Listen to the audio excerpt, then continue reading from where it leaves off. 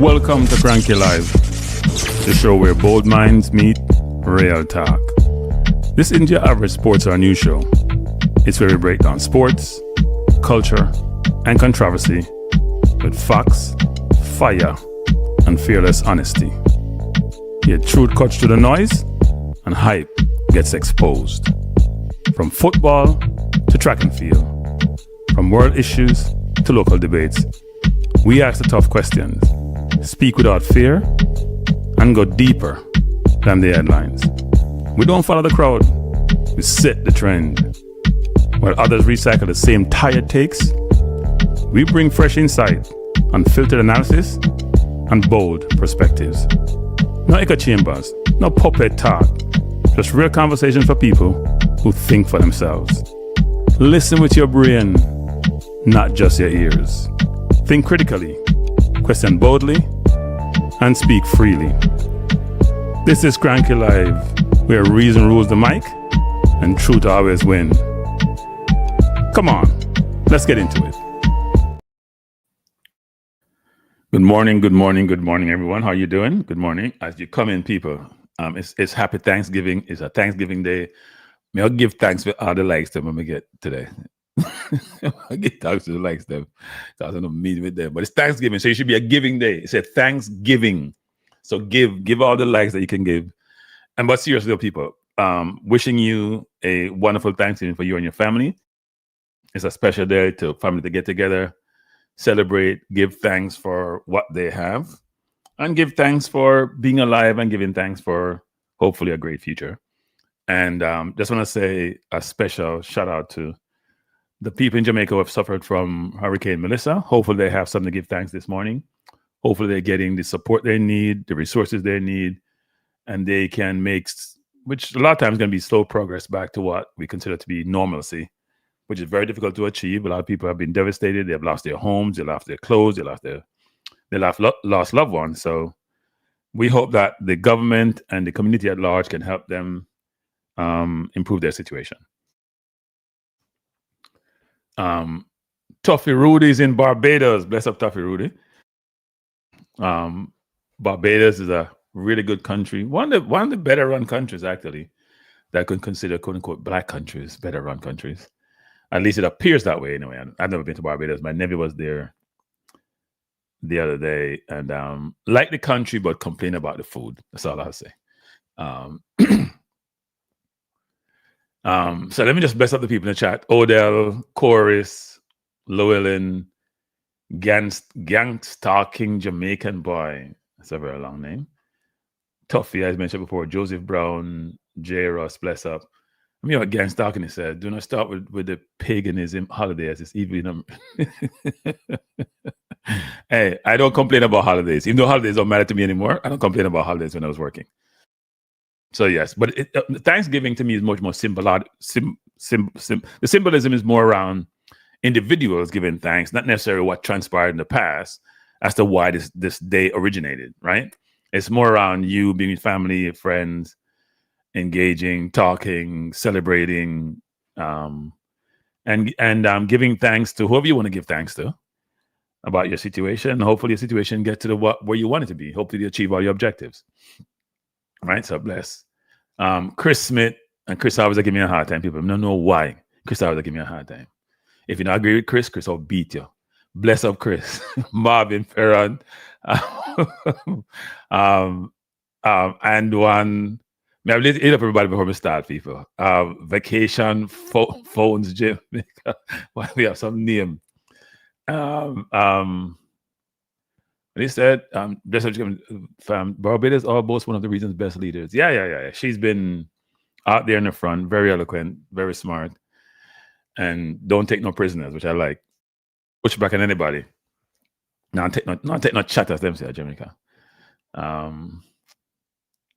Yep. I understand, Tuffy. I understand the real meaning of Thanksgiving, but I'm just saying, you gotta take, like how blacks take the N-word and do something with it, even though I disagree with even using the N-word. It's the same concept. You take something bad and you make it good of it, right? You can take really bad situations in history and make good of it. So yeah. I understand the pushback on this, but I think you can take it, make it your own, repurpose it, and use it for your own purposes. That's how I view it.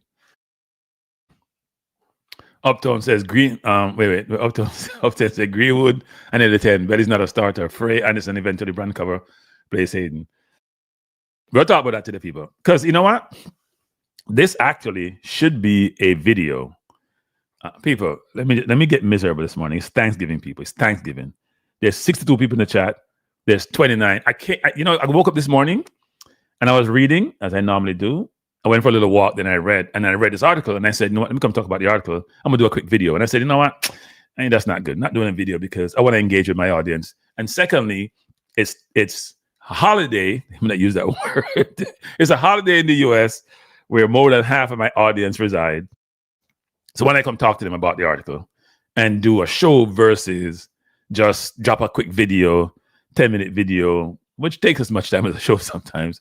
And I could have done that in no time and just read the article, give my view and move on, right? Let's have a conversation about it. So I think I deserve some likes today. Whether you like me or not, I want to hit the like button or not.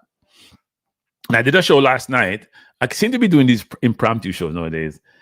Last night I was here with my nephew and niece and said, no, I am going to do a show.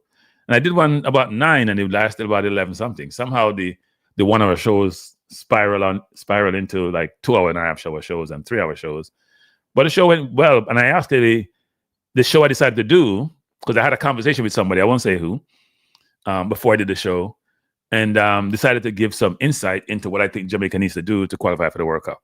Now, this article I read this morning ties into that whole situation about World Cup qualification and views and Greenwood and the Reggae Boyz team. So I want to talk about it. But before I do that, today is a good and bad day for me. I'm still trying to recover from Jamaica not being automatically qualifying for the World Cup. I still think our chances to get to the World Cup is very remote. But I also smiled yesterday because my club team played Bayern Munich, who was unbeaten this season. And we sent them home without being unbeaten. We sent them home back to Germany with a loss in the loss column. But I would say this about them. They impressed me, actually. They're probably one of the more impressive teams we have played this season. We haven't played any team where we barely touched the ball in the first 20 minutes. They had us running around. And if I was a coach in any place in the world, and especially in Jamaica, where we seem to the coaching pedigree needs improvement, I would listen to the interview that Declan Rice gave to CBS, I guess, the Champions League, whatever they do with Henry and the guys who are on that Champions League coverage, Jamie Carragher, the interview he gave with them and what he talked about. He talked a lot about the coach and how prepared they were, which I thought was really interesting.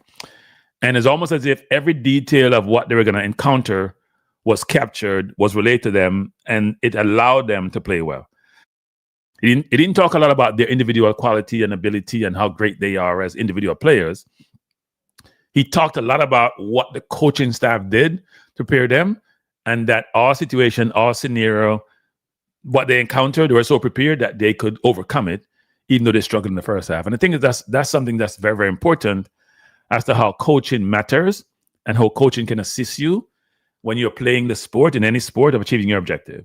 Because you may have very good players. And I think, look, it's mainly the players to me, because the players got to be able to digest the information, smart enough to absorb the information, then utilize the information and be able to execute physically given what's required. Sometimes you grasp it, you know it, but you can't execute physically. They have the ability to do so, and that was done. I think that was a great thing. So good thing for Arsenal winning yesterday. I have no pity, no sympathy for Liverpool or Tottenham, who both lost. And Man City, who also lost to Leverkusen earlier. Chelsea won, really good game, beat Barcelona. Arsenal beat Bayern. So some of the top teams got beaten by an English team. Tottenham gave up 5 goals, and I hear Jamie O'Hara was on TalkSport talking about how good they look and how good they play. You give up 5 goals, you shouldn't be talking about nothing good. And Liverpool just are going in a direction I love. Cranky, if Dion played for Bayern, would win, so Arsenal was lucky. What people. So Bayern are a one-man team. What's his name didn't play. The kid from Canada didn't play either. They're a one-man team. We don't have Havertz. We barely have Odegaard. We don't have Gokares. We don't have any center forward on the field, and we beat them without one center forward. And you talk about if them have Diaz, them will win. Then if we stop, kick down people and make horrible tackles like he did against PSG, and it wouldn't be that situation. We don't mind playing Diaz. We have played Diaz before. Can't believe you say that. Injuries are part of the whole equation. Let me see what else is here that I should put up here. Take out all the players and bring in. By the way, people, if you watched my show last night, you should go watch it. I think it was a good show. Well, I think it was a good show that I did last night, where I talked about the blueprint that the JFA should deploy or employ to try to qualify, which I deem to be remote, to the World Cup. But also part of that is material changes in the number of players in the team. In fact, I don't think I have too many players in the team. I don't think I have, of the 31 men I have on the list, I don't think I have 10 who were in the last squad, or 5 who were in the starting lineup for the last qualifier against Curacao. I didn't have Amari'i in my team, and I got beaten in my squad because I had King in there and I had Cephas. But they're on the bubble, actually. They wouldn't be in the last 23. I'll be honest. That was a political inclusion of me. They put, I guess people are upset at Greenwood. So let me talk about the Greenwood article, and then we can have our conversation, right? We'll put up some more comments first. Then we go to the Greenwood article. Gans Talking say, Hayden and Bell chat too much. Lost some respect for them. Most people don't want to be part of the process. They just want to be part of the outcome. But the process where you figure out where it's been outcome, Ray. Yeah, I think that's at Greenwood. There's something I don't understand, Cranky. I got to understand that the coach that is going to play in the playoffs is going to get some midfielders, and also Ravel is going to make the squad. I don't know about Ravel making the squad, people. I'm not going to say Ravel going to make the squad. Let me just say this, because, and this seems like I can pat myself on the back. I know more than I say sometimes because I have to do it that way. Trust me. I know more than I say because I've had some conversation with people. I won't say who I have conversation with. And they're good conversations, by the way. Good conversations. And one thing I realize is that there are some people in the world who get beaten in the public space, but when you engage them in a private space, it's a different engagement. And you walk away, sometimes even being confused, actually, to be honest, because the public persona and the private persona are not the same. Or, you hear them in certain light and you view them and you're like, you're not being totally transparent. You're trying to manage the conversation. There's so much things that happens when you engage and you have to smile. So let me just say this. I know much more than I say sometimes, but it has to be that way because I'm not going to breach confidentiality. And I get information from sources that one wouldn't expect. And I come to these forums and I say something sometimes. And sometimes I coach them a certain way. So you do pick sense out of nonsense, but sometimes I'm going to just pick the nonsense and not pick the sense. I admit that too. I think I came here one time and mentioned Green wasn't coming in a certain coy way. And I got killed by my source. But I thought I had to tell the public that he wasn't coming, but I couldn't come on and say it explicitly.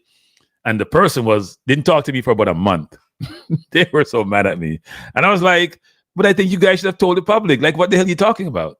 But anyway, the person talked to me, and the person has actually not given me a lot of information going forward. And I was like, you know what? You and I have to get over it first. Yep, we have to get over it because it is what it is.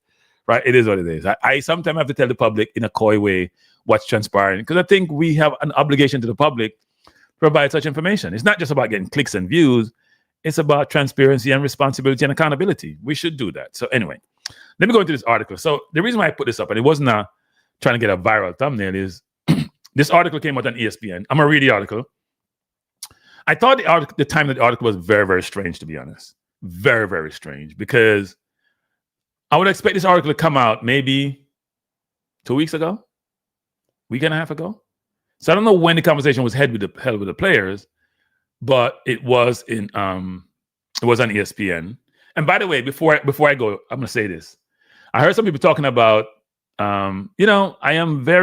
I pat myself on the back sometimes because it's not a pat on the back, but I like to say certain things, and then when they come to fruition, I feel good, but then sometimes I don't get no credit and I get upset. But I'm going to drop this link. Go read this article. It's on my website. A lot of you haven't signed up for my website, people. You haven't signed up for my website. That's why I don't read a lot of article anymore, because I get perturbed. It's like wasted effort. But go read that article that I dropped around the Caribbean. I think I dropped that article back in August, and I hear a lot of people talking about it now. Let me just say this again, not about the article, but about the whole construct of the Caribbean and their influence and Jack Warner and the Borrell and all of that. The article was not about that. It's about the lack of influence by the Caribbean, who have most of the votes in CONCACAF. So read the article, people. Take a read of the article and you can give me the feedback. I did see some people start reading the article I wrote about Rudolph Speed and the governance in the JFF. I think I wrote that a few days ago, actually. So thank you for going to the site and reading the article. And if you're online now, not only on your mobile device, just save the link and then go in and read the article, people. And go and sign up. There are subscribers and then there are users. It don't cost you no money. Just sign up, people. All right. And for those of you who are become members of the channel, almost unsolicited, I do appreciate you, actually, even more so than I appreciate somebody being solicited. So thank you. I think you have 3 members so far who sign up. Thanks. I appreciate you. I can't remember all the names, but I'll bring the names next time. So let me read the article and then I'll come back to your comments. All right, the comments. So it says the headline is Mason Greenwood at World Cup would be farce, not fear, Jamaica players. And people mentioned something that was dropped by Gray. Let's go through. And I'll say this. I've said this before. I am not sure Mason Greenwood controlled the situation. And that may sound strange. I'm making excuses for the player. And I'm not sure who's making excuses for you guys who don't want to hit the like button, but that's okay. I think he's being managed and controlled by those around him, by his advisors, by his family, especially given what he's gone through. And I'm not sure he's making a decision of his own volition, to be honest. He's probably going to listen to them because, you know what? Things haven't gone as well as he'd like. And he's probably going to make a decision based on their advice. I'm not sure they're advising him smarter when it comes to this, but hey, that's their prerogative. So the article is written by ESPN. It doesn't have, let me see if you have who the writer is, because it's normally at the bottom. It doesn't tell who the writer is. It just says ESPN. So maybe it's an editorial. You don't think it is. It doesn't say who the writer is, but it's on ESPN. Go on their website. You can see it there. And it says Jamaica players Isaac Hayden and Amari'i have voiced their unease at the prospect of Mason Greenwood joining the Reggae Boyz squad before the World Cup, claiming it would be a farce and not fear. Now, when was this written? Because we ain't going to no World Cup anytime soon. I'm not saying we'll not make it, but we're not going no time soon. So it must have been, the interview must have been done before the last round of qualifiers. So why you drop it now versus drop it before then would probably have more impact. And it came out at 7:21 this morning on Thanksgiving. So I'm not sure why that is the case, but let's keep going. Greenwood, and by the way, to me, the qualifiers have restarted because we didn't make it in the first round of qualifiers. Greenwood, who has 1 England cap, switched allegiance to Jamaica earlier this year. I don't think that's true either.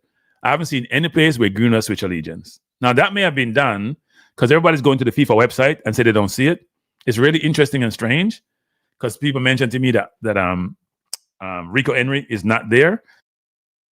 But he switched allegiance, just like Wan-Bissaka did for Congo. And people say Wan-Bissaka was a player who wasn't signed up for Congo, and therefore Congo going to get kicked out of the World Cup, and Nigeria going to be in the World Cup. It must be Nigeria hopeful saying that, because my understanding that Wan-Bissaka is right to register and he's going to play in the playoffs with Congo. So I'm not sure who's making up those stories, but I haven't seen where the allegiance has been switched. I think the request was made. I'm not sure where it's been switched, but they're saying this. So maybe they're talking about something which they are projecting versus actually an actuality. And it says, Green received his passport and in August, Green received his passport, opening the door for him to represent the nation of his grandparents. While the 24-year-old did not accept a call-up for World Cup qualifiers against Trinidad and Tobago and Bermuda in September, and is keeping his, this sounds like an old article that's got published, because we're talking about the first round, which is weird. So why you drop it now? And is keeping his international options open. Jamaica Football Federation, Macarthur said that he still hopes Greenwood would represent Reggae Boyz before the World Cup, and he was excited to get this documentation and sort it out. This seemed like an old article, so why are we dropping it now? It's like really old. But anyway, that, however, may not. I guess the key of the article is what Bell and Hayden said, not the background information. So let me just keep going. That where am I? While the 24-year-old did not accept a call-up for World Cup qualifiers against Trinidad and Tobago and Bermuda in September, and is keeping his international options open, Jamaica Football Federation President Amari'i told The Athletic, and The Athletic is a sub of the New York Times, so they are under the New York Times umbrella. He still hopes Greenwood will represent Reggae Boyz before the World Cup, as he was excited to get his documentation sorted out. So that was a while back. That, however, may not go down well with his Jamaican teammates, who have worked hard to have them lead the nation on the brink of World Cup with intercontinental playoffs against New Caledonia and then potentially DR Congo to come in March. So it is updated, actually. So they're talking about the 2 games upcoming. I have only played for Jamaica for a year, and there was some resistance to me when I started, but I have played 12 games, and everyone can see my passion and the way I play the game.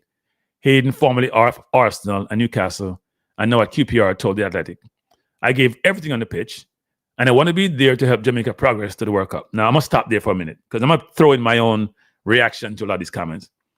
I think Hayden has played well. I think Hayden is Jamaica's most important player. He has lost about 2 steps since he was at Arsenal and at Newcastle. And I think what he said there, which was really interesting, I give everything on the pitch when I'm there, while we have people like Maverick saying he's not committed. I'm going to say it in general. They're not committed. These players are not committed, and them do X, Y, Z, and the local born players are more committed, and them run harder and run faster. I just say they run foolish. But anyway, that's just me. Some of them anyway. I gave everything on the pitch, and I wanted to be there to help Jamaica progress to the World Cup. He basically said the JFF, which is in parentheses, and Jamaica's in brackets, are obsessed with names and trying to recruit more players. They want to have the best team on the pitch. But I said to the JFF, if a player is not willing to commit for the last round of qualifying unless they're injured, I do not see why they should be joining the group in March or at the end of the season if we qualify. There is no way that should be allowed to happen. Right? And the article goes on to say, Greenwood was suspended by Manchester United in January 2022 over allegations relating to a young woman and faced charges including attempted rape and assault before the Crown Prosecution Service announced the case has been discontinued in February 2023. He's rebuilding his career at Marseille and leads League One scoring charts this season with 10 goals in 12 games. He also scored in the Champions League too, I think. The quality of the player, his numbers, what he's producing is at the highest level, Hayden admitted. But it comes down to the principle and integrity.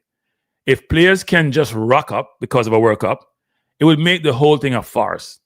That would say a lot about the player and the organization for allowing that to happen. Charlton defender Bell said Greenwood or any other player, every time Dwight McNeil is also in the reckoning. Who's calling me now? Like, are you kidding me? Right, people. Why no go to nonsense in star? Yeah, me upset. Forget I call them. Me in the middle of me I read and you call me. Yes, me so ungrateful because you call me. Stop the nonsense, man. Lord have mercy. Wow. Anyway, me just finish my article, people. You call me and me just, and I don't know family I call me because I know who I call me. Now I have some conscience, my youth. Damn. Charlton defender Bell said Greenwood or any other player, Everton Dwight McNeil is also in the reckoning. Young of late would be controversial. I'm sorry about that, people, but we just can't understand people sometimes. Many of us for years have put our blood, sweat, and tears into playing for the nation with a lot of things happening in the background. People on the mad on the things they know. Mad on certain things. What Hayden said about playing half the country, what Hayden said about the forest, there's some things happening. And what Bell is saying, certain things happening in the background. We have had to deal with all that. Let me read it again. Many of us for years have put our blood, sweat, and tears into playing for the nation. It didn't say this nation, or Jamaica, instead the nation, which means our nation, with a lot of things happening in the background. He said, we've had to deal with all that. It wouldn't seem fair to people who have been through that whole process and will never get another chance to play at the World Cup. It's a bit controversial. He also said that group conversations would need to be had before any new player joined. Definitely, especially when it's a World Cup, he stated, you want good vibes and good energy around the squad. You wouldn't want any distance between any players. England bar Tuchel said he is not supposed to Greenwood. So you get the article. So things I pull out of the article, people. And people, the phone lines will be open. But let me just say this, people. You can't call somebody in the middle of reading an article and expect people. That don't make sense, people. Lord. Boy, we just go on. We go on. Anyway, let me get to myself and move on. Couple things, people, which is very important. So this is very important, people. I understand the players' concern. I know some people are going to beat them and say, they're an idiot and not good on them feel. And that's the first thing that comes to your mind when you think about it. Say, no, on the field, no one you're not to say. But what the players are saying is that when the fight was there to be had, you didn't turn up. And I don't know, some support Greenwood coming to that team, right? Regardless. But there's two sides to the argument. I can understand the players on one side say, you know what, you can't just bring them on that team star and then midday I work hard for the whole time and him come in and replace me. And by the way, this happened in 98. Freddie Butler and Paul Young, and Freddie is also around the Jamaica team. He coached under 17. When they brought in some of the English players, those players were moved out, People seem to forget that, When Simone is brought in about 4 or 5 players with Powell and all of them and Gale from England, they had to replace some of the players in the 23-man squad with those players. That's a fact. So I would say this, that the players do have a right. And by the way, people, let me just say this. You notice how this works when it comes to the English-based players versus the local-based players? The local-based players can't say anything but the island and what going on, right? Even about the JFF. Like, if you are Bailey, you can't say Jamaica can do nothing for you. If you are Whisper and Seafat, you can go to a club at night time and break curfew. If you have Bailey, you can break curfew, and the crowd will give you more empathy. And say nothing about Jamaica, cuss about Jamaica, nothing. You notice what Hayden and Bell decided to talk about? A diaspora-born player. It's really interesting how that's managed, The English overseas-born players really say anything negative about Jamaica or the country or anything that may seem to be they're ungrateful or that they're contrary to local, even though they have opportunities to say a lot. One thing somebody come out and say is maybe a Antonio or Rebel Morrison talking about travel and how logistically things just don't work. But even when things are going bad and Low and all them come out and say things when they had the whole Gensec, the English-based players or born basketball players, rarely you hear them being quoted in the media. You may hear Bell said something say what's going on in the background. Because Bell was one of those people who probably spent some money and didn't get reimbursed, and a lot of things happened with Bell a while back that caused problems, right? People don't seem to realize those things occurred. You hear so many stories, people, of really poor behavior by the administration. Poor behavior. And then they have the audacity to come on TV and say, Omar McFarlane, come negate the New York Times article and you have to laugh. And then you have idiots like Orville. I'm not idiot. You have persons like Orville. Let me replace that. I apologize for using the word idiot. People like Orville say I'm a great interviewer and I ask man no tough question. It's really funny, people. But this article does suggest there's some dissension in the camp. And you would expect that pushback. And the players who push back believe that their game is a little more secured and they're more seasoned, they're older. Bell and Hayden are probably about 30. They feel that they're in a position, and Bell captained the team at one point. I think when Blake wasn't there and Lowe wasn't there. So they believe that they're more senior members of the team, even though you hear Hayden said that there was pushback about him joining the team. So players are aware of the view in the public domain about them and what the perceptions are, right? Because he basically said it was pushback, but he would say when he come and play, he's a professional basically, and he's going to play as best as he can. Now, you guys hear my view, right? Which is this. Bell, I hate to tell you this. Hayden, I hate to tell you this. And every single member of the squad that did the unthinkable of not qualifying automatically. I understand your perception, your perspective. I understand how you feel. But at this point, you're not in a position to talk or set any demands. I'm sorry, you're not. And if you guys believe that you're irreplaceable, I'm sorry. We are all replaceable. Maybe we don't. When I say everybody's replaceable, meaning you may not have as even good a talent as you, but at this point, you can't talk. I'm sorry. Now, do I agree with Greenwood and what Greenwood did? No, totally against it. So right now, if Greenwood want come in, me I'll use him. in both sense. Use him in the context of play and use him to achieve my goal. I'm sorry. Right now, beggars are no choosers. We need quality. So Bella and Hayden, I respect you, especially Hayden, and your ability in your play and your commitment. And people don't realize that. What you said before about playing for England until your leg them drop off, whatever, you were just being honest, and people should be honest. But right now, Hayden, we don't have time for people's feelings get hurt. We don't have time for if anyone want to go World Cup, we not do so automatically. You can have the argument. We don't have time. No, sir. Greenwood, let me tell you something, Hayden, right now. If me have to drop you for Greenwood, I'll drop you. If me have to drop you for Greenwood, I'll drop you. Right now, we don't have time for no dissension and no complaint to no media. Want to pick the wrong time for do it. If you did this before the last qualifier, I'll probably empathize with you more. Right now, only not qualify. For nothing. In fact, the chance of qualifying to me are remote. You are in no position to have any media outlet quote you on something like this. In fact, you're creating dissension by doing that. We're not having it.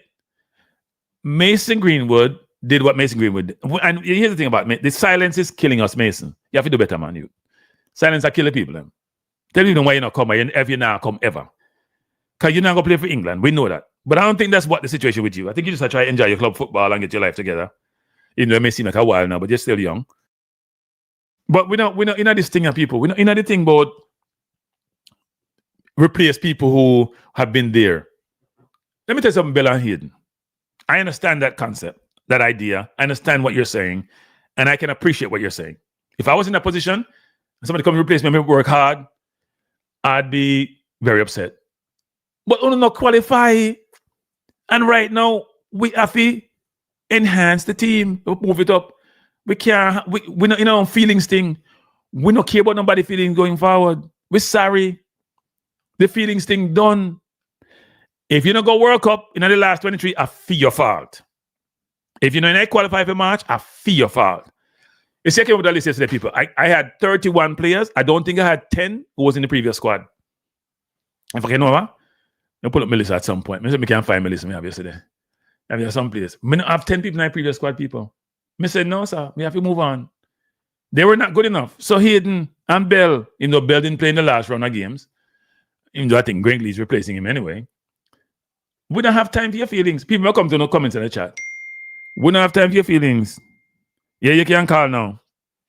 We don't have time for your feelings. All I know, we don't have time for the feelings. Sorry, we don't have time for the feelings. We don't.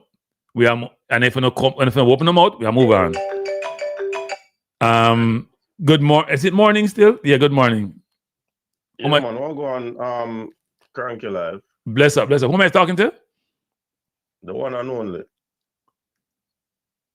Okay. that means you don't have my number. Then. No. Recognize the voice. And by the way, happy Thanksgiving. Even though people are complaining, they don't celebrate Thanksgiving and this and that, but they might take the holiday. Don't give back the holiday and then go to work. Go ahead. Yeah, bless up, Benji. What you say? Yeah, bless up. I say, Cranky. I was listening to you and I share some of the sentiments that you share, but I'm just looking at it from a different standpoint. Yeah.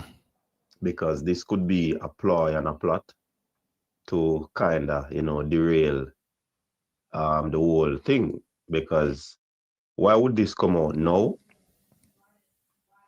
And is this a means of putting the players against each other? Putting this out there that players are against Mason Greenwood coming, that he will change his mind? Because there might be information that he is still, they are still going after him.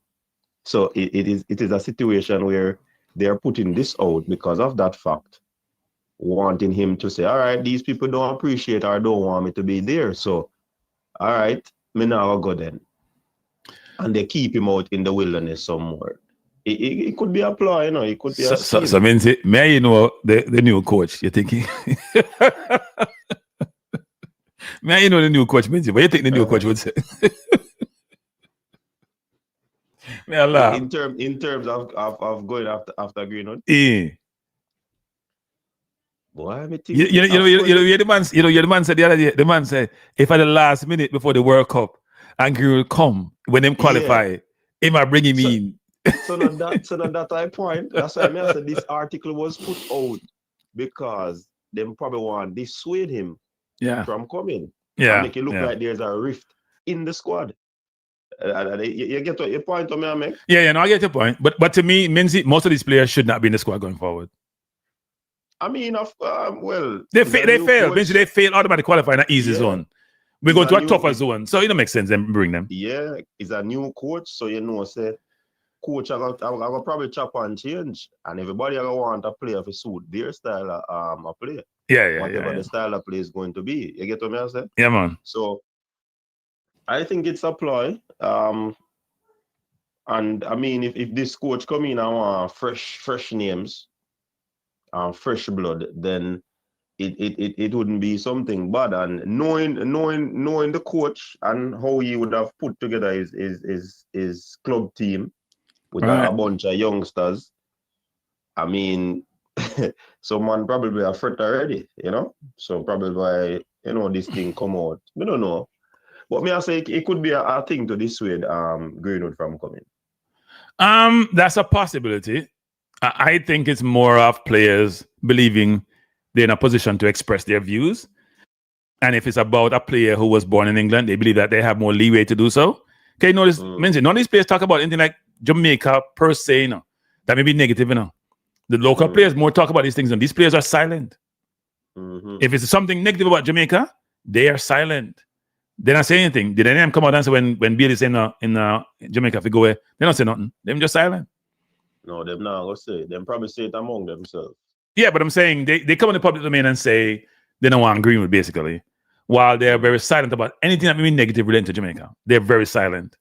So it tells you they feel more comfortable talking about somebody born in their own country that they were born in. Yeah, and I think that is because of awareness on their part as well. Yes, because very much so. To cause any back and forth with whatever. And in principle, I would say they have a point, No, they do have a point. They do have a point. Because of the caliber player now, you have to look beyond that point. That point that they have. You know what I say? Yeah. You see that comment there? What? Somebody said, coaches there seem to be the only one of Cranky's old friends who's still in this corner. I notice most of them interactivity visit don't interact at this show. Boy, we have some observant audience, boy, I tell you. Lad. but Cranky, that at the least to me. Me see people are call me all upon names and them thing there, and me a liar and all of them something. So me not too perturbed by even comments like these. You see what I say? Yeah, but I think what happens is this, Minzy, which is a lot of times what happens is this. People have falling out people. It happens. We're human beings. And the question is, how do you repair those situations? Or you may choose not to repair them, right? That's how it is.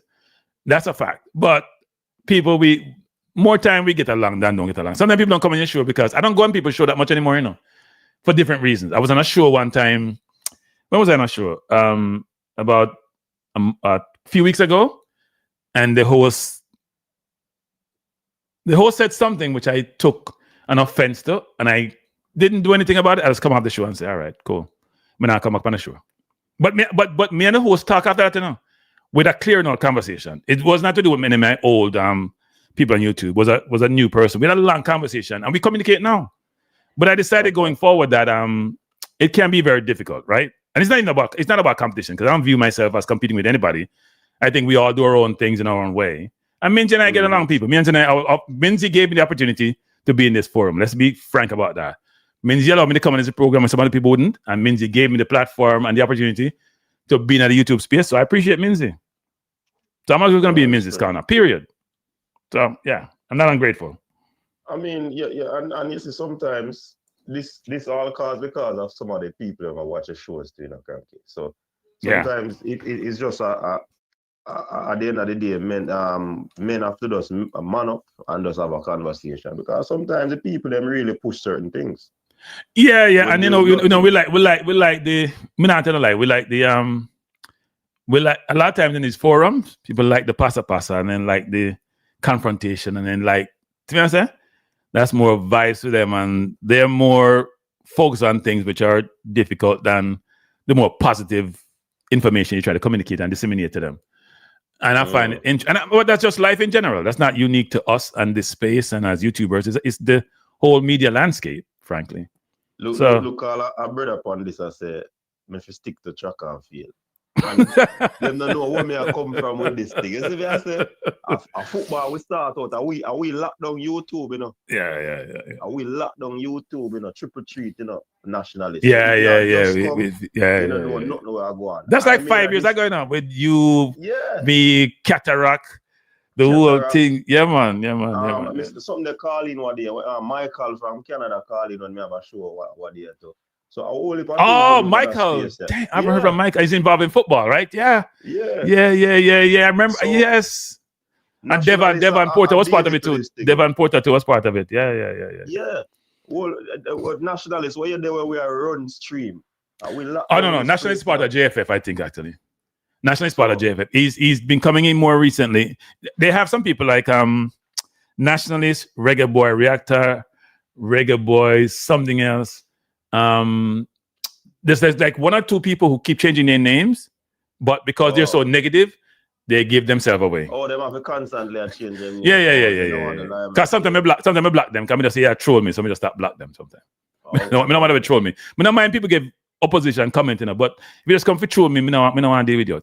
Keep your subscription and keep your vibes someplace else. Yeah, kill the vibes and I chat. Just go away. Them things that don't matter to me, Cranky. Me just do the show. Yeah.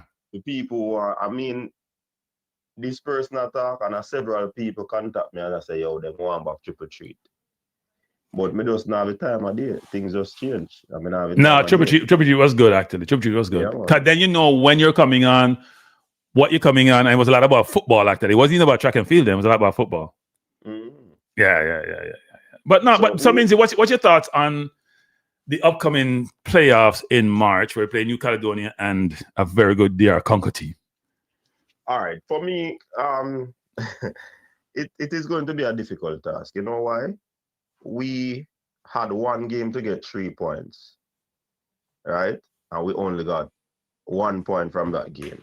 Right. See? Now we have the opportunity to get 6 points from 2 games.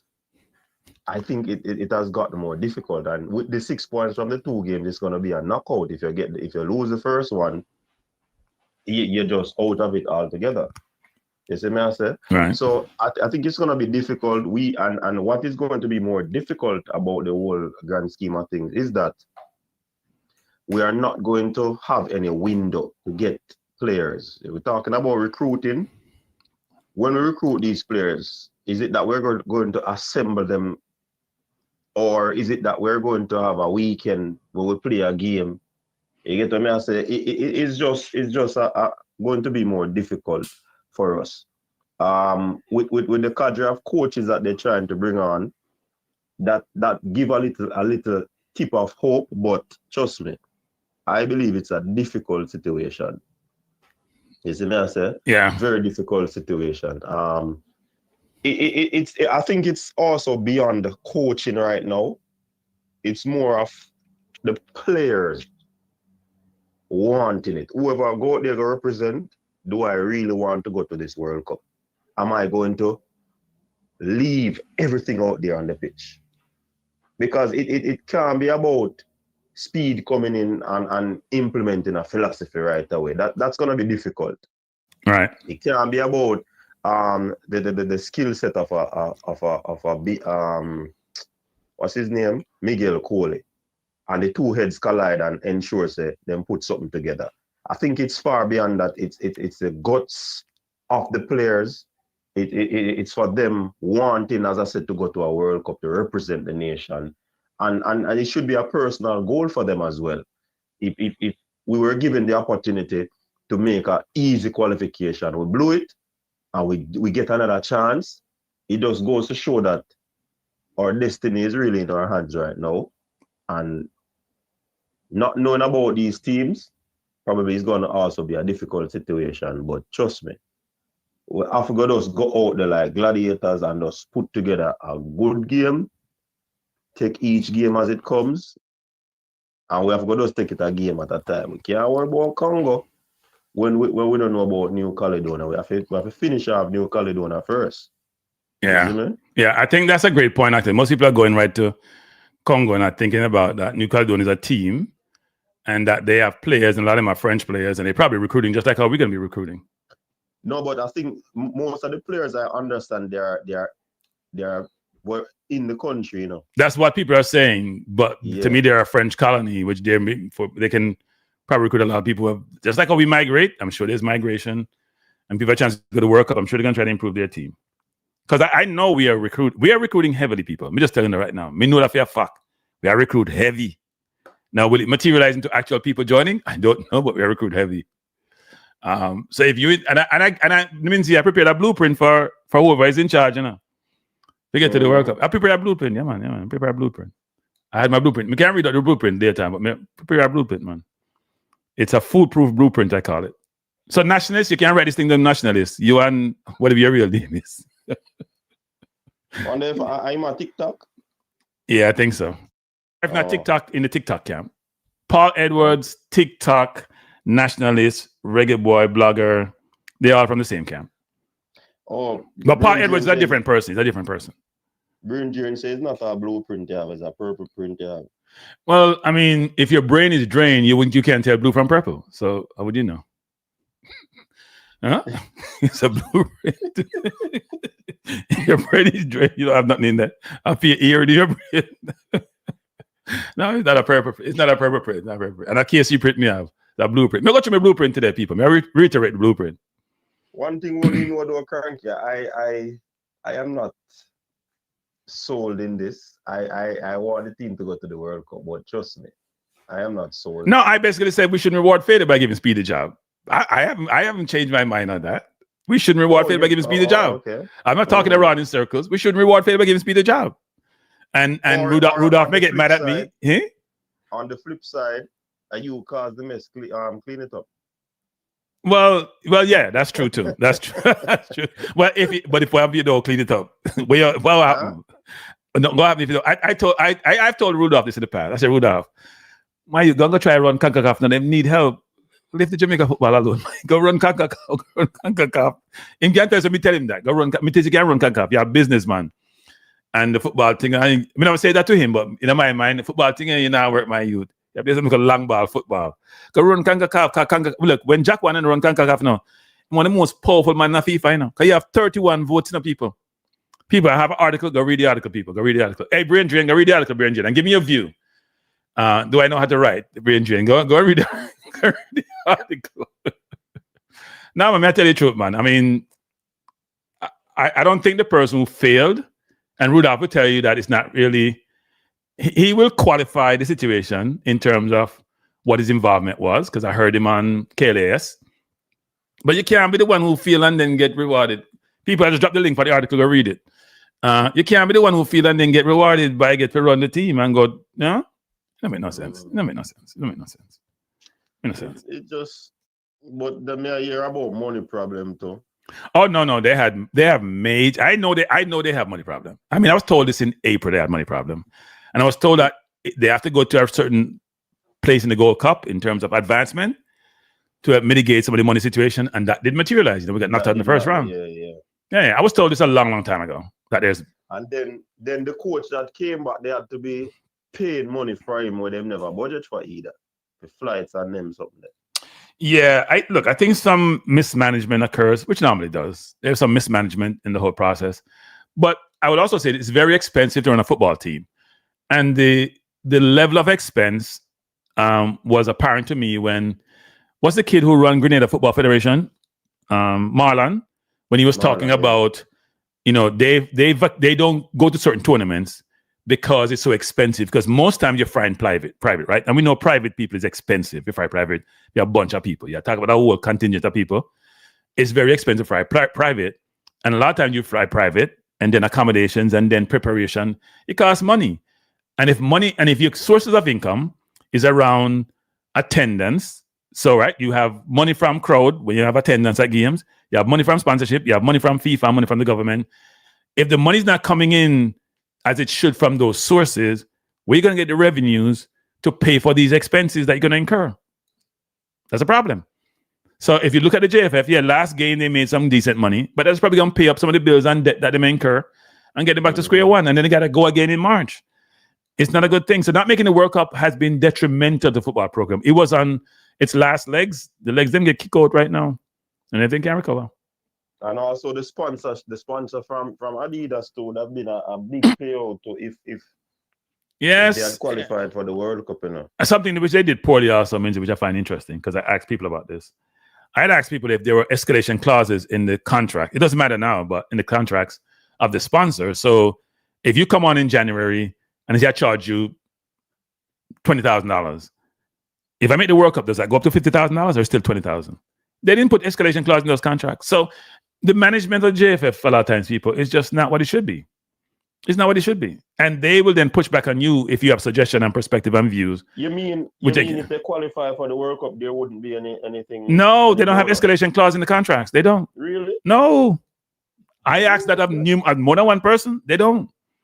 I mean, this will be a publicized them business, no, but them can't say me a publicized in the confidential because me ask the question. So then let them. Or is it that they're not telling you, Frank? Them tell me say no, they don't have none.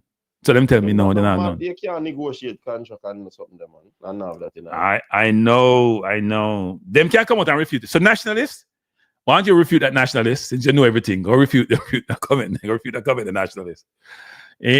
Go nationalists. The people who write the contract tell me say they don't have no escalation clause in it. Only can come up with all I don't want to talk about bonus or anything, then say no escalation clause. Me ask the question, because my view was this. You can maximize the sponsorship earnings when you go to these big events because the publicity is magnified 100 times. It's billions of people now seeing your product versus some millions. Okay? Yep. So anyway. If that wasn't done, that's a missed opportunity. Even though we not got the World Cup, but it is still a missed opportunity in any contract. They decide to put together. Yeah, no, definitely. I mean, those things are like basic fundamental things which you should be doing.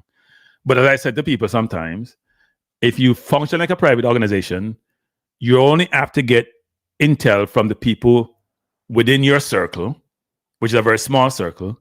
You're not finding ways to generate ideas and perspective from a larger community by being coy about how you garner that information. If you feel you know everything, then you know what? It's going to be reflective on how you behave because none of us know everything. Most of these companies you see, they try to find ways, mainly by surveys, to get intelligence and have mechanism to take the data and manipulate the data to get information from it that they can use for their own purposes. They're leveraging the public to help them manage their companies, and you guys can't seem to realize that. Because you think you know everything about everything.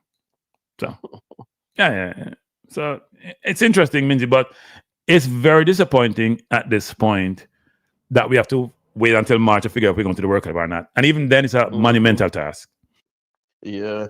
And this recruitment over here about, I wonder if it even makes sense. No, I believe they should. You think they should overhaul the squad? I think they should get rid of most of the players in the squad. Yes. So how are they going to infuse these players? It's just a trial. No. Here's the thing. Here's my view on international football. It's a pickup thing, right? It's a pickup thing, and in some countries you have more chance to build that team than in others. So if you're Honduras, if you're Guatemala, most of your players are not playing in other countries, at least what I know of, then you can build a team like you build a Cavaliers, you build a Arsenal, you build a wouldn't say Man U because it's not good. And you build a Chelsea, for example. But you still say Man U. So you have to call Man U. You still say Man U. But if you are Jamaica, or if you're England, I'm team then, you really get a chance, in Windows, to build something up. You only get 2 or 3 days before your first game, Think about this. We get 2 days before the first game in March. We're going to play in Monterrey and Guadalajara, where we are playing in Mexico. We get 2 days. We have time to prepare. Your preparation starts now, right? No. Starts yesterday. The day you get named coach, starts yesterday. And as I said, I have my blueprint we're going to walk through. And brain drain, you can take notes, brain drain, because I do provide value. So if we take notes, brain drain, you have a blueprint. And the blueprint should be what you're utilizing clearly to get you to a good place. And it's a pickup team. And your team right now, you have no midfield. Or you have one midfielder or 1.5 midfielder in my view. So you need to build out, and you realize if this team can qualify in this region, in this zone with these teams in there, these players are not good enough. They're just not. Mm-hmm. You got to get better players. To me, it's about the players and somewhat about the coaching and the preparation, but it's about the players. And how do I educate the players and inform the players and get them up to speed about the opponents we're going to face to make sure they're prepared? I heard Declan Rice being interviewed at the Champions League game against Barcelona. No, sorry, against Bayern Munich. By the way, it means we beat them yesterday, 3-1. And what was impressive about that interview? Yeah, follow them and things in our burst every day. No. I'm teasing you. I'm teasing you because we win. I know you follow football. I'm teasing you that Arsenal won yesterday. Well, I'm not questioning your football intelligence. But the point I'm making is this. He talked a lot about the coach and how prepared they were. That there were no situations on the field which arose, which they weren't prepared for. I found that really interesting. As a professional footballer, he's playing for a long time. He's a brilliant player. That the coach was so detailed about the opponent, what they do, the suffering they have to undertake, and how they could overcome it, which they did, right? So coaching does matter. Preparation does matter. Information does matter. By the way, people, stats do matter. Anyway, because some people don't understand stats matter. And it came across very apparent in that conversation that the players respect the coach down to the T. And everyone of them talk about Arsenal, they go to the coach and how detailed he is and how they're learning and how they're evolving. And these are brilliant players saying how much a coach has helped them game. That information that to communicate to these players we're going to bring in, they have to get respect for the coach right away. So the coach needs to be prepared to have the conversations, to do the recruiting, to sell the program, to sell what we're trying to do, and to bring them on board, and then make sure it's a seamless process by when we get to March, where they won't have time to prepare on the field, but at least they'll be prepared mentally. And he has players who can play football, who when they go on the field, they can deliver. Clearly. Mm-hmm. So, yeah. And National is from the JFF, people. I think he's from the JFF, but it's okay. Nationalist can say what he want to say. I'm ignoring him. Yeah, if Missy like him said, I'm doing a renegotiation of contract right now. Well, sponsor said they're not pay up because a sponsor want me charge less money. Which one is it? Because some sponsors come in with them eyes wide and closed, And I'm sure I work up a serious thing, Because I talked to somebody just before the World Cup giving up people, and the person was very confident, and it didn't very confident, may I tell you, and it didn't materialize. Mm-hmm. Didn't materialize. And somebody made a comment yesterday. Fisherman, actually, because people know me on Fisherman. I've constant war who call the program quite a bit. And he was saying, regardless of what and I have to agree with him on this, we got chances to win those games.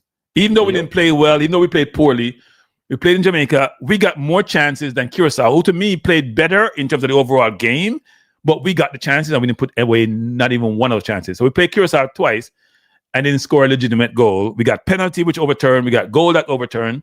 So maybe he was in the stars. But we also missed some easy chances. Bobby Reed chance, Greg Lee chance, Nicholson chance, 2 of them. It wasn't our time. So to me, those players can't complain.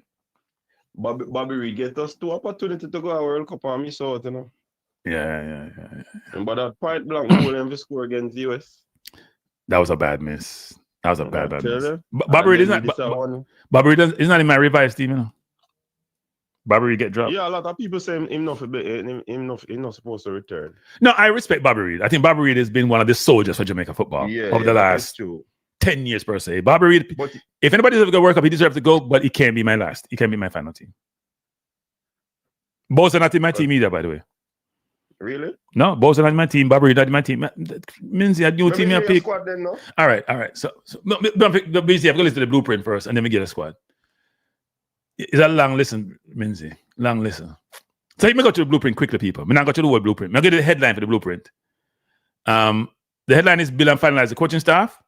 Yeah, if you have a coach, your assistants, fitness coach, goalkeeper, logistics, all spent down.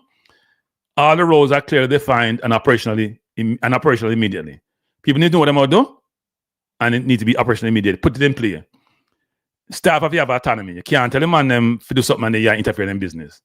Right? So give people roles and responsibility, let them execute, and then you can check up with them periodically to make sure they're doing what they should be doing. Aggressive player recruiting. Identify the top diaspora and local players, so you may have to do some search.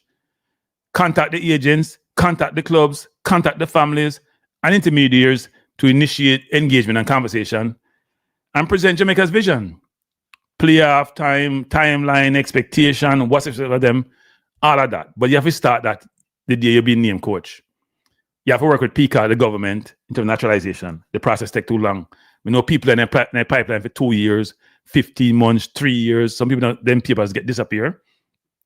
Build a direct channel between the JFF, Minister of Sport, Minister of National Security, and PICA.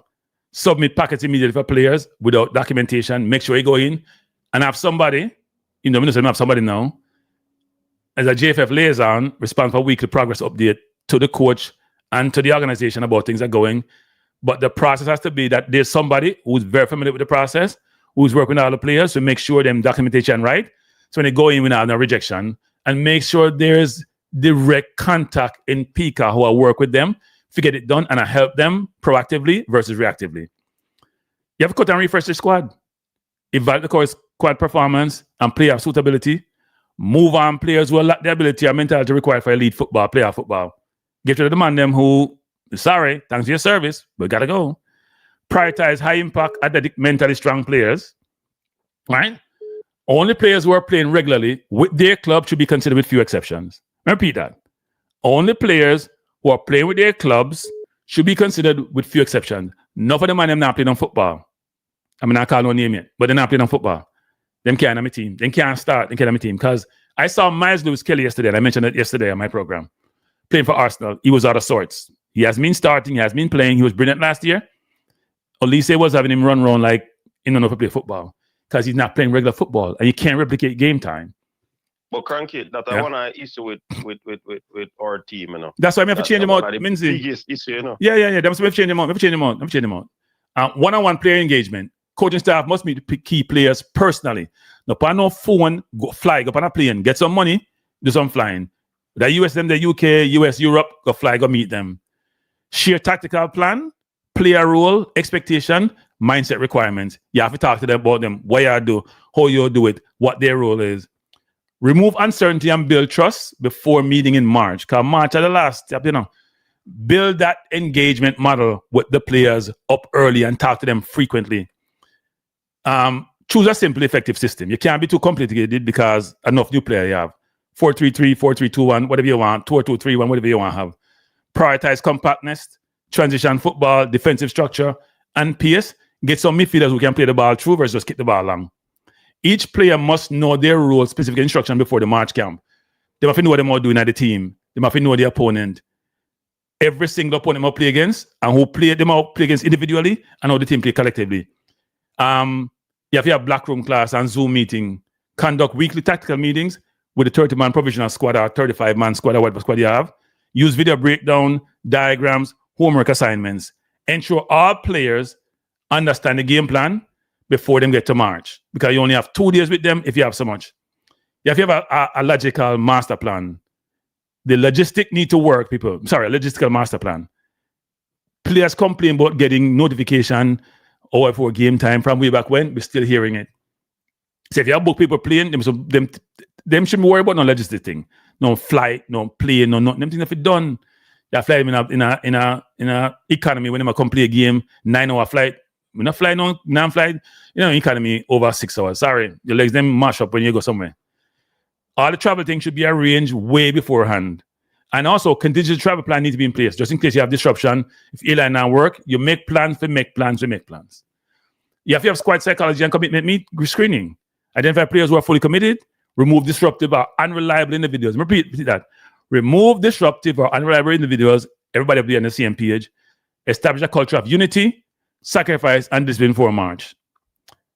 You have to scout your opponent, Congo and New Caledonia, to the T. Break down them strengths, weaknesses, set play tendencies, danger men, style of play, pattern of play, who you need to worry about, who you don't worry about, the whole package. How them play, how them not play. Give each player access to the scouting reports and the package individual. Let them understand what they're up against, what they're facing, who they're facing. And build a tactical plan tailored specifically to both opponents. Know the plan for New Caledonia, Congo. We may have to be one defense against Congo versus New Caledonia, but build your plan. And then, importantly, continuous communication until March window. Maintain weekly touch points, WhatsApp group, Zoom call, tactical videos. reinforce what the team wants, the identity, the goal, and structure, and keep the players mentally locked in. They should be thinking about this 24/7 and know what their roles are and execute against their roles. That's my blueprint. And then we have my squad, as me say. That's my blueprint. You can't write it down JFF. No, I write it down on phone the business. So here's my initial squad, and it's getting revision every day. Right? It's my initial squad, people. So me need Blade need competition at goalkeeper, because right now Blade can't play with him feet. Me like Blade as a goalkeeper, him can't play football, but him can't keep when the power back to him, he get nervous. And as he get older, it gets worse.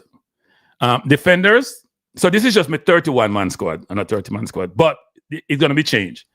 Because some players may be putting out. I may get beat by my squad yesterday, but I still put it up quickly. Right back, me have 3, me only have bring 2, so one will get drop out. You know, so when we right back them, it's not the current team. There's no Lambakisa in here. Dujan Sterling, Denzel Hall, Max Aarons. Denzel Hall play for Rotterdam, both Sterling and Aarons play for Rangers in Scotland. Centre backs. And by the way, Sterling doesn't have his papers. Aarons doesn't have his papers. Aaron's been working on his papers for the longest. I'm not sure what's happening there. But that's why we Hall has his papers, by the way. That's why we need to have right now the Peacock engagement and the liaison all in place to make sure this thing is expedited. In centre back, I mean, I have no low, and I'm playing football team. Me have King there, but King up on the bubble. And here's it. Like Kelly, I play with Juventus. He play 90 minutes a game. Watch him look outstanding. And I heard he's being scouted. I don't know how true that is because I didn't get the information on that. But we know he have Jamaican affiliation. I think it's a difficult one to bring over the line, given its family situation. I'm a Latibodier fan at centre half who play for Captain England under 17 too when they win them trophy. I think Lati don't need to get a team because Lati not playing for Coventry currently. He's on the bench. He's been on the bench all season because he had an injury. But to me, Lati is the best centre half we have right now, even though some people can't say that. Freckleton plays at St. Mirren with King. He starts over King. So to me, that's a no-brainer. And then I may consider Deshaun Bernard or King, but I may replace them with somebody else. We can find somebody else. Because I'm not convinced by both of them, to be honest. And then left back, I like Ricky Henry, but he's not getting playing time at Brentford, so that's a challenge. But like Greg Leon playing, and we have Amari'i Bell. I thought about Tyreek Mitchell, but I think Tyreek is looking for England, not necessarily looking to come to Jamaica. So out of the 3 left back, we only carry 2. Out of the 5 centre half, we only carry 4. Out of the 3 right back, we only carry 2. Right now, my preference is probably Sterling and Hall. My preference is probably Kelly, Latibury, Freckleton. I'm not convinced about Bernard or King. I'm a left back, Rico Henry and Greg Lee. So Amari'i Bell, who was in the thing, in my team. Midfielders, I'm struggling as we normally are. Isaac Hayden, Ravel, Tyrese Hall, who I've talked to people about numerous times. They never bring him. Now me here say people see man like him. Where were we before that? He's playing at Notts County, scoring goals. He's a Tottenham protege. He's on loan from Tottenham. Casey Palmer, I would still, and Ian Frey, I would still consider. But you see me have open there because we got to go look at the Brandon covers and all of them and see how they're playing. We need 2 more midfielders. And attackers, this is where it gets interesting. Efran Mason Clark, who plays for Coventry on the left, playing really well. Jamaican heritage. I think his papers are being processed. Well, his papers are being processed. Cameron Archer, whose papers are also being processed. Keenan Davis, I think is up in the air. He's playing in Syria, scoring goals against Inter and them team that we need quality. We have Antonio here, but he's also on the bubble. If him get better, if him find a team, got to be considered. I like Bailey Cadamarty. And then at the bottom, I have 3 local players. I don't have Gray in my team. I think I had Tyrese Campbell. I'm not sure what I did with it. I think I had Tyrese Campbell here, but I have Whisper and Cephas, but I may suspend them for the March games because they breached trust and was out. And then I have Liam Bailey. That's my team. That's my projection right there. Subject to change because I only bring 23. Did you mention Tyrese Hall? Yeah. Tyrese, Tyrese is in the midfield. And did you mention Pinnock? Yeah, you dropped Pinnock, right? Me drop Pinnock, me drop Lua, me drop Lambakisa. Yeah, me drop all of them. Me drop Russell. Me drop, who else me drop? Me drop enough people, man. Me drop Dixon. Me drop Bobby Reed. Enough people me drop. They didn't produce. I can't bring. Is an overall pretty much new. Because me have a pickup team. I play a 2 game I want to win. And I start the process from now to get them together. I need better players. And I don't have Greenwood in my team because I know what the situation is. So I didn't put Greenwood there. I didn't put Greenwood. I didn't put Amari Hutchinson. I didn't put Dwight McNeil. I didn't put Ramsey. I didn't put any of those players because they are far-fetched to be obtained at this point. But we should also approach them and hear what they have to say. And if they decide to come, then we solve the midfield problem. With Dwight McNeil and Ramsey would solve our midfield problem. But I don't think we're going to get them. But we could still ask. All they can say is no. I'm to Whisper. I had Whisper there. But Whisper is on the bubble. We can't reward bad behavior. Whisper is on the bubble. Cephas is on the bubble. And by the way, those Cephas people who I have supported and then beat and support, any player who plays 2 games and have 8 passes, even though he scored a brilliant goal against Trinidad, and made 5 passes in 160 minutes, I struggle with them. 0 of 6 in his last game, dribble attempts, I struggle with them. I want a better team. Mason Clark is better than Cephas. Cameron Archer is better than Cephas. Those are wingers. And then Cephas I fight out with Bailey, Whisper, and my fight with Bailey and Whisper. Cranky. Cranky. Yeah. I agree with you that the team need overall, but when I look at the grand scheme of things, our defense didn't cause us not to qualify, even though our defenders weren't playing at their best. So the forward line and midfield, I would say, would have been our greatest deterrent. I think it's fool's gold to think our defense played really well. I think it's fool's. So I think. Hold up, Frankie. I didn't say they played well. I said it didn't cost us not going to the World Cup. So here's my view on this, Minzy, which people don't realize. I think your defense is part of your offense. Does that make sense? So the misconception we have is that the defense is just the defense. So I'll give you an example. King kicking 4 of 19 passes. That's part of your offense. We turn the ball over all the time. But if there's a better midfielder, he cannot do that. He's not supposed to do that. But I'm just saying he's done that throughout the qualifiers. Because we have struggled in midfield. We've struggled in midfield, but also if you go over the top all the time, then the midfield, I mean, sometimes you got to reposition the midfield, right? You have to create the opportunity for the midfield to get the ball. So you have to be able to move. You look at how Arsenal played just like yesterday, where Saliba kept the ball. Mascara, they kept the ball and say, you know what, draw the forward in, position the midfielder, which they should position themselves to go in that space where you can get the ball, but also set yourself up again to receive the ball when you pass the ball. We don't do that really well. But Cranky, in truth and in fact, many times there is a easier pass to the midfielder, and King decided to go long. Yes. So I don't think it is a defensive problem. I think it is a player's problem. Because what is the purpose of the defense? So King, look, people. Is to stop the attackers from scoring. So I get beaten last night, just like I'm getting beaten now, about King, about Cephas, about Whisper, right? And I do understand that because I probably would be on the opposite side like you guys doing the same thing. But I have them in there for a reason, but they probably would make my 23. It's only 30. So anyway. That's me, I move cranky right now. Even though I beat me. That is how I view. That is how I analyze it. People, King, I just said people that Deshaun Burnham and King probably would make my team. And the guys not listening, on just like beat people. Said Deshaun Burnham and King probably would make my last 23. They probably wouldn't. Mm-hmm. No, but what the fact that I am and like I preface it by saying, I don't have a problem with shuffling the deck. When you look at continuity, when you look at keeping players who have been playing together for a while. And the defense, Lembikisa looked out of sort. He looked awful in that final game. Yeah, Lembikisa can't be in my team anymore. He can't be in the team. Because he's not playing on football. He's not playing on football.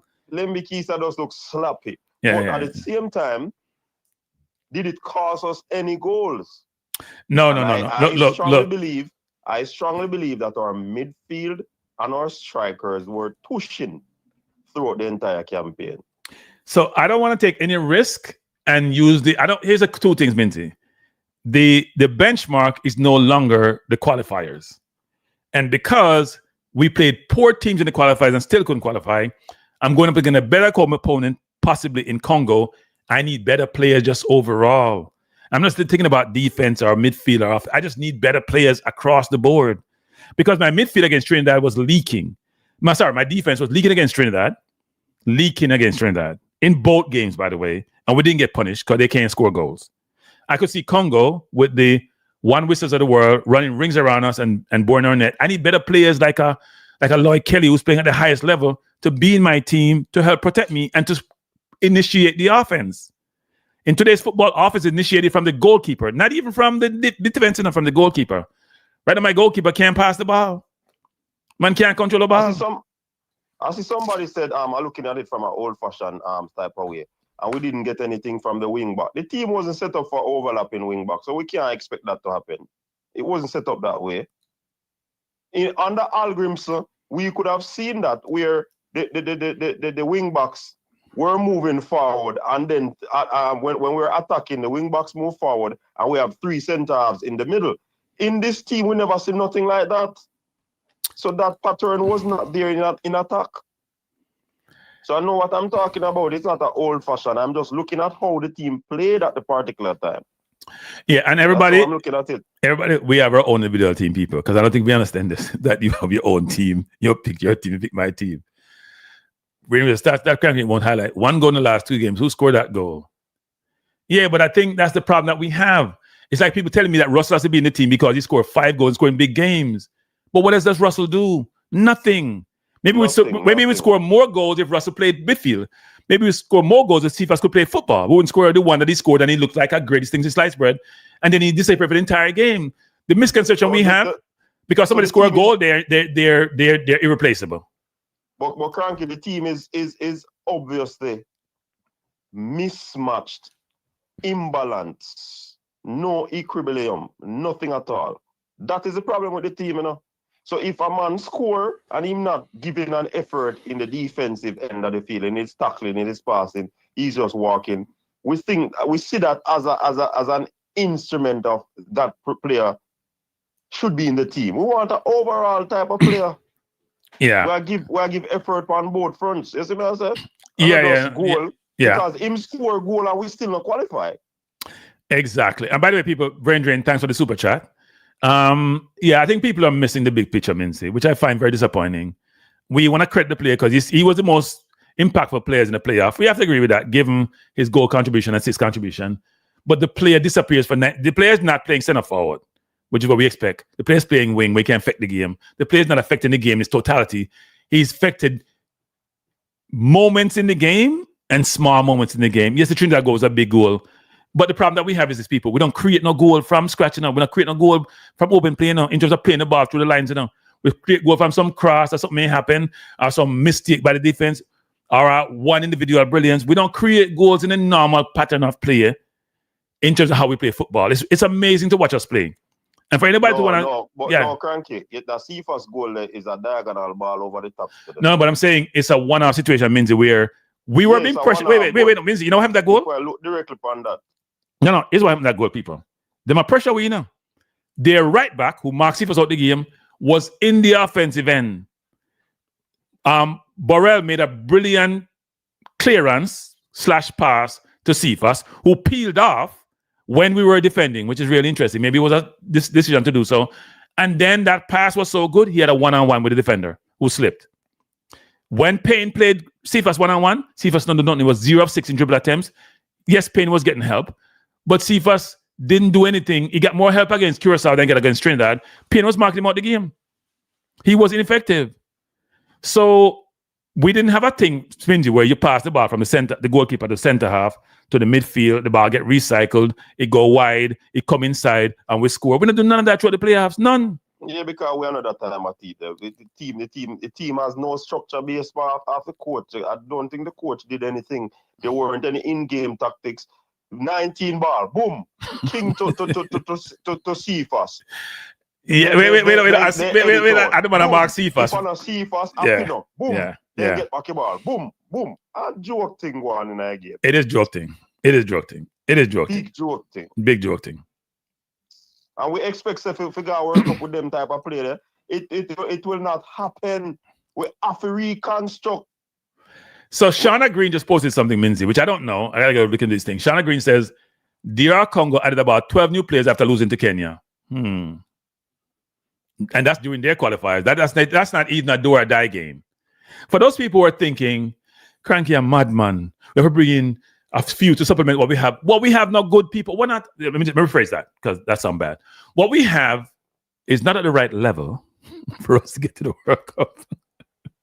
What we have can't play against no Congo. What we have Missy play against USA, and USA, I was at the game live, and it was awful watching that game.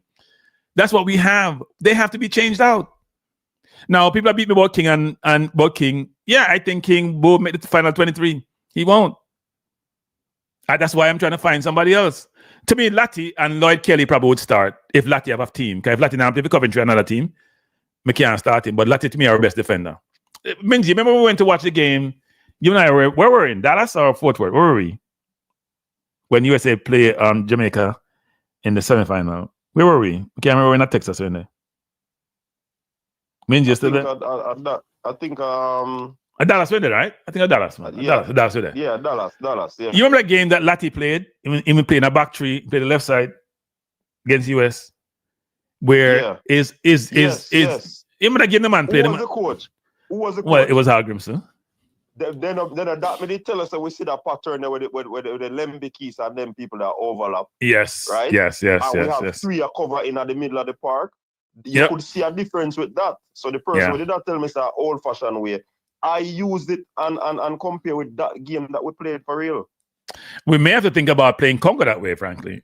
You can't go against a much better team than you. You have to, but we need better players, right? That's why I agree with coming in. Oh, somebody said Arlington and not Dallas. Arlington, okay. Yeah, but if when you watch Latty up close, I know Latty played midfield a lot of times, playing the defense. That's where he played when he was playing Captain England under 17 or the U team. But he's not playing any football. But I think he can handle the ball well enough to play in the defense. Some of our defenders can't handle the ball well enough. And to me, Pinnock don't have legs anymore. And he's on the bench at Brentford. He ain't getting no game time, and it shows. When he fumbled that ball, go ahead, Minzy. But the next youth of them bring in, isn't he on the bench too for Brentford? Yeah, Rico Henry's on the bench. Rico Henry. But so see, I give Rico a little more leeway because Rico came back from a long-term injury, a long-term ACL injury. So I'm gonna give him a little more leeway. But he also needs to play. He can't be in the team.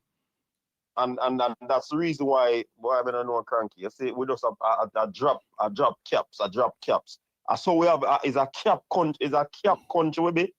Is it a case where, and I'm not against the players who are coming in, and I'm not against the players who are on the island. The fact of the matter is, we should be looking through this lens where we saw what did not work first when we bring in players who aren't playing football regularly. And try to get players, if it not work, just use what we have. And if what we have no workout, it just no workout. Yeah, and I hear you. It kind of makes no sense. We are going for players that are not playing, no matter what. I agree with that. It's a waste of time. I think that was one of the biggest deterrent. McLaren was using players based off name. There was no in-game management. You see, say man, them a cover up Cephas, them a get triple team. Why can't you show to Cephas and say, step inside or switch wings? Yeah. So you can pull players for you, so you open up the flanks. Why these things can't happen?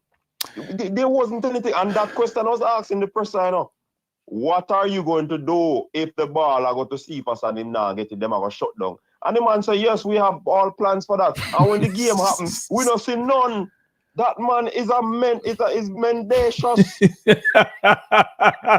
It's very mendacious. And you're gonna look up mendacious, know what mendacious mean.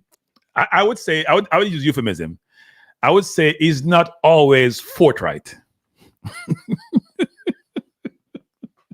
He's not always mendacious. He's not always forthright, people. He's not as transparent as David would say as we like it to be. He's not always transparent. The coach was over his head. Hey, so we know who nationalist is, FIFA. Right, we figure out nationalist. We're not calling him still. We figure out nationalist. No, we can't call him. We can't call him. Do it. No, we can't call him. Hey, people, they come there trying to make certain comments, Yeah, give it yourself, people. Yeah, give it yourself. We're not calling him up. We know. Yeah. We know, man. We know. We're not calling him up. Hey, bless up nationalists. I hope you're having a good day. I know you're not in. I know you're not in the States. I know you're not in the States, nationalists. I know you're not in the States. But no, well, coach, you're right, coach. People don't realize this, coach, which is It's like you have somebody, coach, who now playing a portion of football and in a competitive environment, and you want to bring them into the fire. And I'm more than half of the team. Think about it. King not play that regularly or something and get gaming up and play regular St. Mary now. Lamberke's not playing a portion of football now. Something there. Pinnock up on the bench. If you're going to midfield, Russell not playing a portion of football. Hey, Russell timing play this year, probably similar to Cephas. Nationalist cut, you know. The man say good day.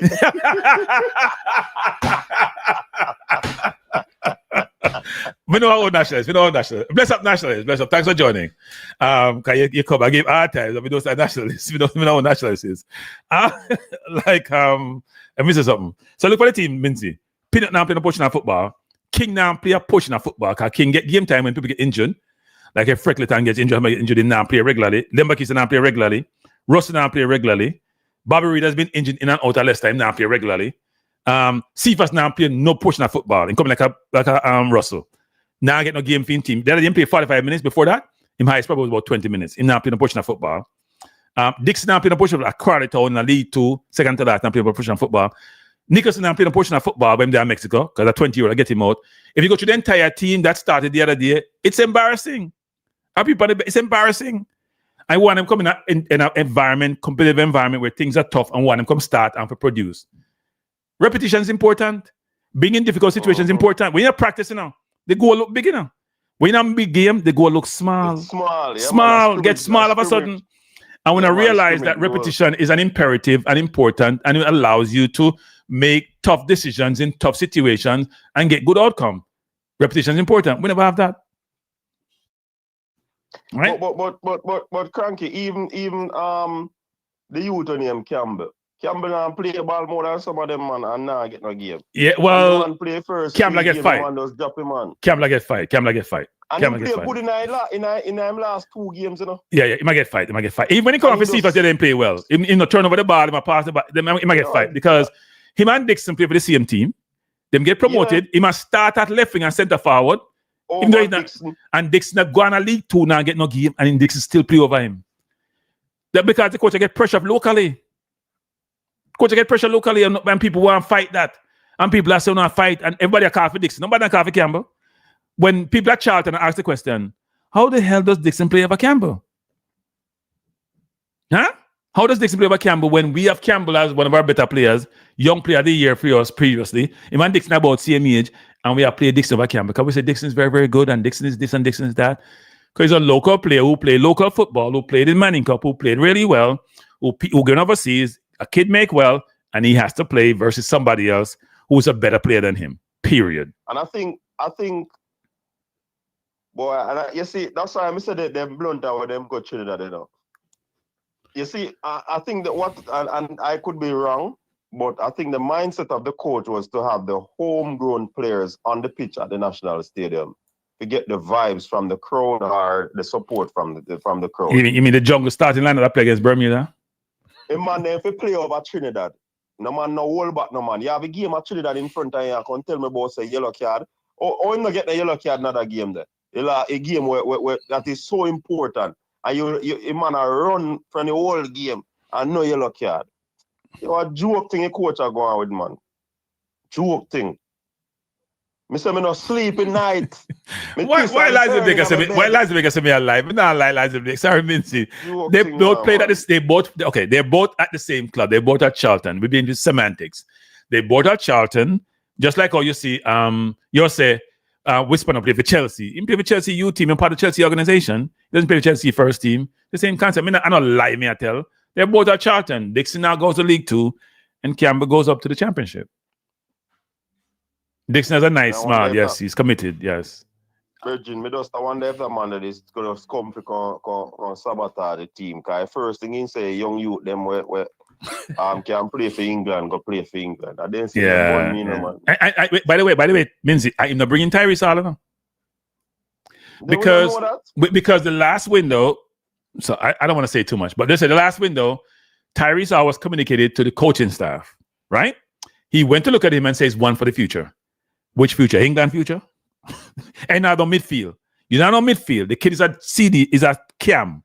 The kid that score a goal. The kid that play well. I said the kid not ready for the national team. You know the kid is showing that he belongs. And you're bringing Dixon, Who you talk about? All he talks about is players being committed. You know, you were Hayden say. He didn't say sound like he's not committed. We act like the English-born players not committed. The coach will buy to the narrative nonsense, you know. The coach was part of the problem. I told them to fire the coach way back after the Gold Cup. Him can't coach my team. After the Gold Cup, the battle, he has to go. Cranky, I'm gonna say it for your show. I never see a lot of thumbnails out there about McLaren out. No, you're surely talk. No. You're surely talk about it. In fact, I said Cranky, this, people. No, listen to me. Listen. Hold on, Cranky. You notice what I say? Thumbnail. I hear you. If you don't put it by your thumbnail, it is not as effective as if you have a conversation on the stream. I have to go back and check my thumbnail. People are going to split thumbnail and come over because of that. Yeah, no. I have to check my thumbnail. I'm sure I talked about it. I'm going to check my thumbnail. Because one thing I said, we're going to make World Cup despite the coach, not because of the coach. Because I knew that Greenwood was getting his passport. I knew that Max Aaron was working on his. I knew Rico Henry was working on his. I knew Tyreek Mitchell, who probably stopped the process, working on his. And I knew Cameron Harcher was working on his. So I figured those 5 players would come in, supplement the team, put us in a good position, and allow us to win. I don't know what happened, people. I think the JFF got complacent and feel comfortable that they could get to World Cup without these players and then push for them to come in. Those are facts. The coach was not the coach. I've been saying this for the longest. Before we even hired the coach, he's not the man. In fact, Presser was the first one who came out and was very denigrating to the coach. You forget that, Benzi? But Presser came out. No, Presser came out blasting the coach before the coach got hired, before the coach was brought on board. I mean, maybe got Presser in my video. Presser on a first man. Yeah, Presser did. And we give Presser a lot of pushback on our video there. Yeah. And the man ended up being correct. Steve with the brally. Yes, he did. Presser was brutal in his assessment. Brutal. Me and Rudolph argue about, Rudolph argue about where the coach come from. I'm going to push the Spain coach thing for the longest. Me say Spain coach, we need style of play, system of play. We need someone to come teach us to play football. Because we keep talking about we're not on midfield. We can't ever produce a midfielder. We need somebody in Spain who produce midfielder in a bunch. Produce them for joke. Look at Spain midfield people from the last 10, 15, 20 years. They produce the most midfielder in the world, the most quality midfielders. They have so many, they probably play 6 midfielder in a game. I must have Spain one time I play in a Barcelona, Fabregas, Iniesta, and Xavi. I play in the ICM team. I play Fast 9. So Fast 9 start from me now. So Fast 9 start. Yes, I brain drain me a laugh. I brain drain is a dead clock correct twice a day. So you must tell. What I'm saying? Yo, give Presser credit, man. Even though Presser probably don't need credit, but give him credit. Oh Lord, no, Presser did beat him bad actually. In fact, no people cuss Presser when he come out, beat him bad. In fact, hey Presser, you should run that video again. Run the video again, Presser. Run the video again, Presser, because that video was awful. No man, I wasn't supportive of McLaren from day one.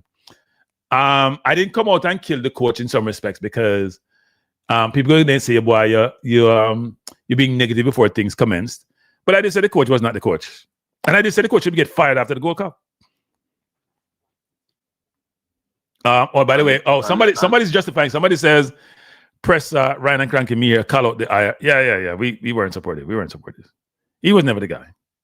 Well, I mean, I get the point where I'm making. No, I know what you're saying. You're saying the thumbnail tells the story. I'll say I'm going to look at my thumbnail again because I have so much thumbnail. I have to look. Yeah, because when another coach was to be fired, we see whole heap of that in a title like video them and the thumbnail them.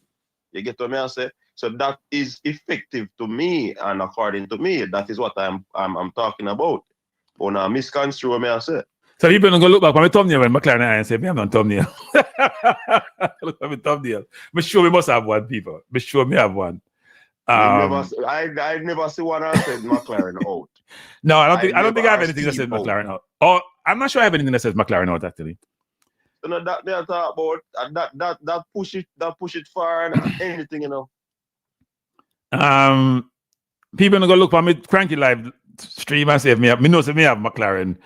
Me know say me have McLaren thing, people. Me must 4 months ago, McLaren job in jeopardy.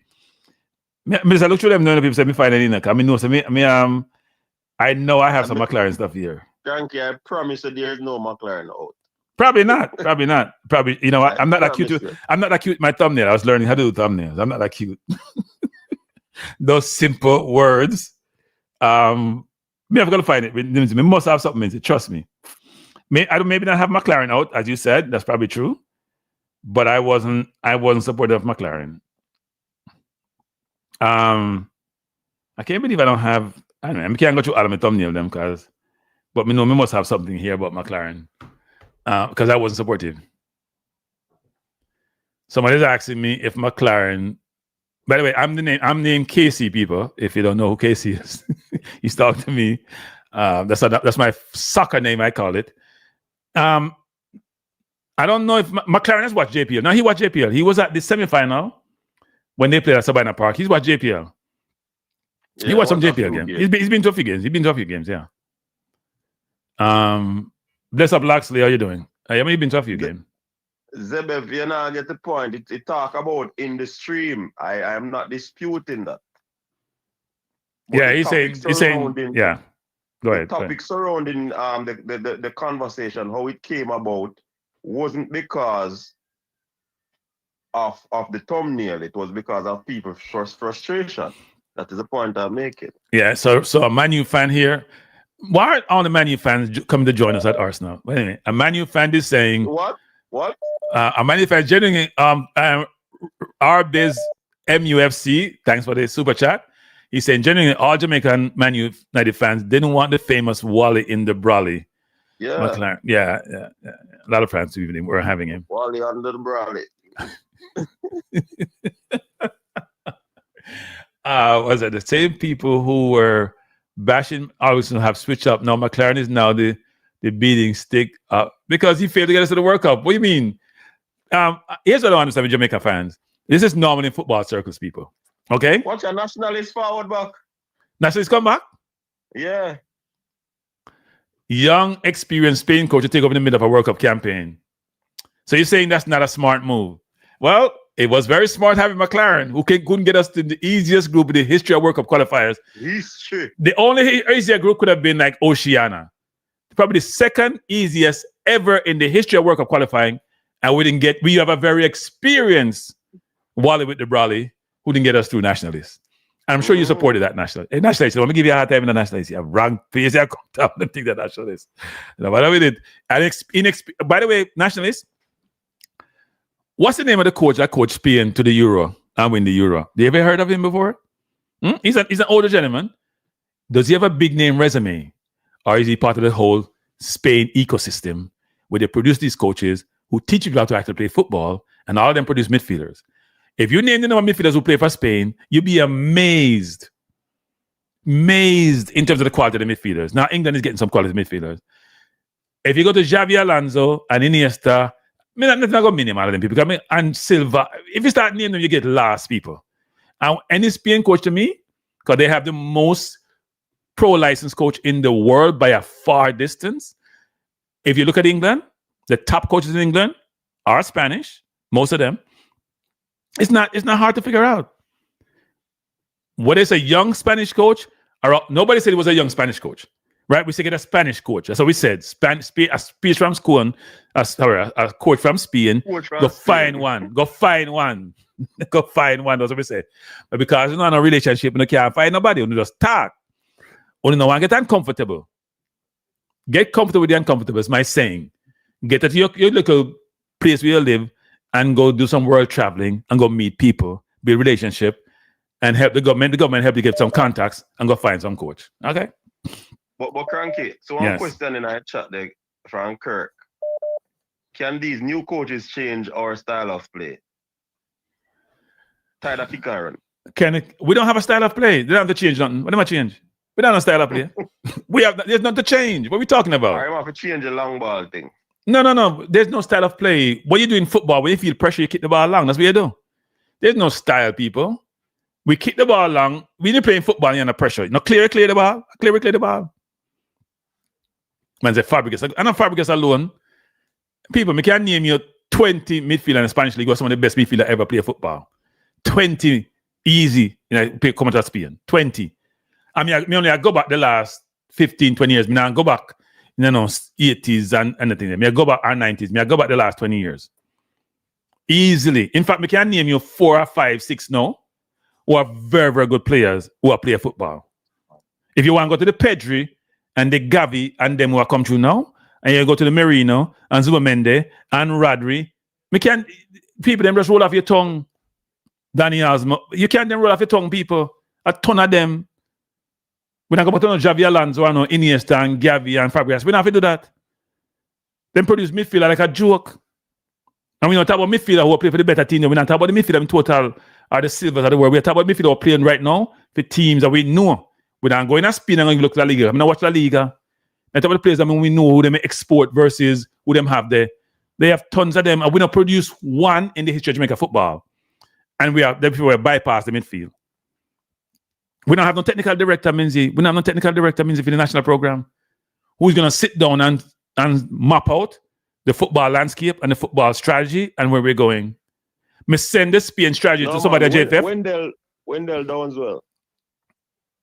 Wendell down, what's that? What's that? Man, so what's that? I'm a technical director. I know Wendell Dunn to play football for Reno way back when. He's the technical director, really? I've never seen him in any environment doing anything that says technical director in football. And if he's a technical director for all these years and Jamaica playing football, so then we need to replace him. They need a pro. Look, I was told by somebody at JFF that it's very expensive to get a technical director. They gave me the number that it costs. And I agree it's expensive. So you know what? Works up now. Get some help. Get some help with the finances. But we need the football if you improve. And here's another thing too. If you improve the football, no means the money will come with it in the If you produce footballers who can play football, you're going to sell them because people want to buy them. Nobody want to buy players them. Nobody want to buy players them. Do that. Then we have people like the best players we're producing in the last few years is Bailey, Bailey and Cephas, and then say Dixon. And that's why the person, Toxic Boss, have so much means in Reggae 7 of this. Let me just manage this. Involved in that comment here. And that's why Toxic Boss have so much talking in Jamaica, Can produce 2 players, one player at the highest level and one in one of the top teams in the world to the academy. Right? Produce no holistic team that do really, really well in coach individuals, or same coach them. So him can talk. But in Jamaica and a whole people, we not produce no footballers like no conveyor belt or go out and get in a top academy them and get in a top team them. That not happen. Like you see Ecuador does, for example. We don't know what their players. We not do that. Ecuador have a billionaire or a multimillionaire who have a top team and him buy up all the top players them and them roll through the conveyor belt and him sell them on with sell-on clause. We not have them thing there. Yeah, well, kick and hope is just a comment. It's not really a style of player. It's just, if you have hope, I can't style of player. By the way, people, if you haven't hit the like button, please do so. If you haven't subscribed to the channels and the website, people, enough of you not like read. Enough of you not go to my website. So I make slowly out to me writing to people. Not go to the website, man. And I told you I have the website. Go on that CONCACAF. I have the article I wrote about. I have an article about speed, actually. And I have an article about CONCACAF and the ineffectiveness of press I try call. I can merge this. I'm not say I merge on this. Yeah, you can add him to it. Yeah, I try add, but him hang up. I should accept it and merge him. Try again, presser. Say me can do that. Hold up. Say me can do that. I try to do it, but not happen. Yeah, call back, presser. Call back. Presser, try coming in the conversation. Presser feel vindicated. Presser says that soothsayer. He prognosticated the future and he came through. Let me say me can do it. I say, oh, nah. Currently, all in there, you don't know if you use phone. No, but it's not showing the merge. I don't know why it's not showing the merge. I answered it. Hold up. And I'm cut off Minzy, A good man. I'm add him. All right. Yeah, add him. All right, good. No, I'm gonna try. All right, bless up. Minzy, you still there? Yeah, all right, go on. Bless up, coach. When we read the article there, the first article with the athletic that came out recently, as me did that, see if you feel sorry for McLaren, and you said yes, I'm kind of have a bit more sympathy for him, but I just feel when I hear things like Speed coming out saying they could have never fired him after the Gold Cup because of the financial thing, right? Yeah. I've always maintained the opinion that McLaren, despite of what I think about him from his time in England and, him failing at multiple jobs, it's like him still have a level of respect. You know what I'm saying? Especially within our region. So I feel as if even if the JFF and, the hierarchy would have communicated preferences in player selection, etc., I still think McLaren should have went out selecting the best team. And it literally said that he wasn't of the notion that some of the local players were better than the ones from overseas. And I think I would also draw an assumption that he wouldn't believe that a Boza is better than a Burrell or a Bailey. He wouldn't believe that a Dixon or Cephas is better than a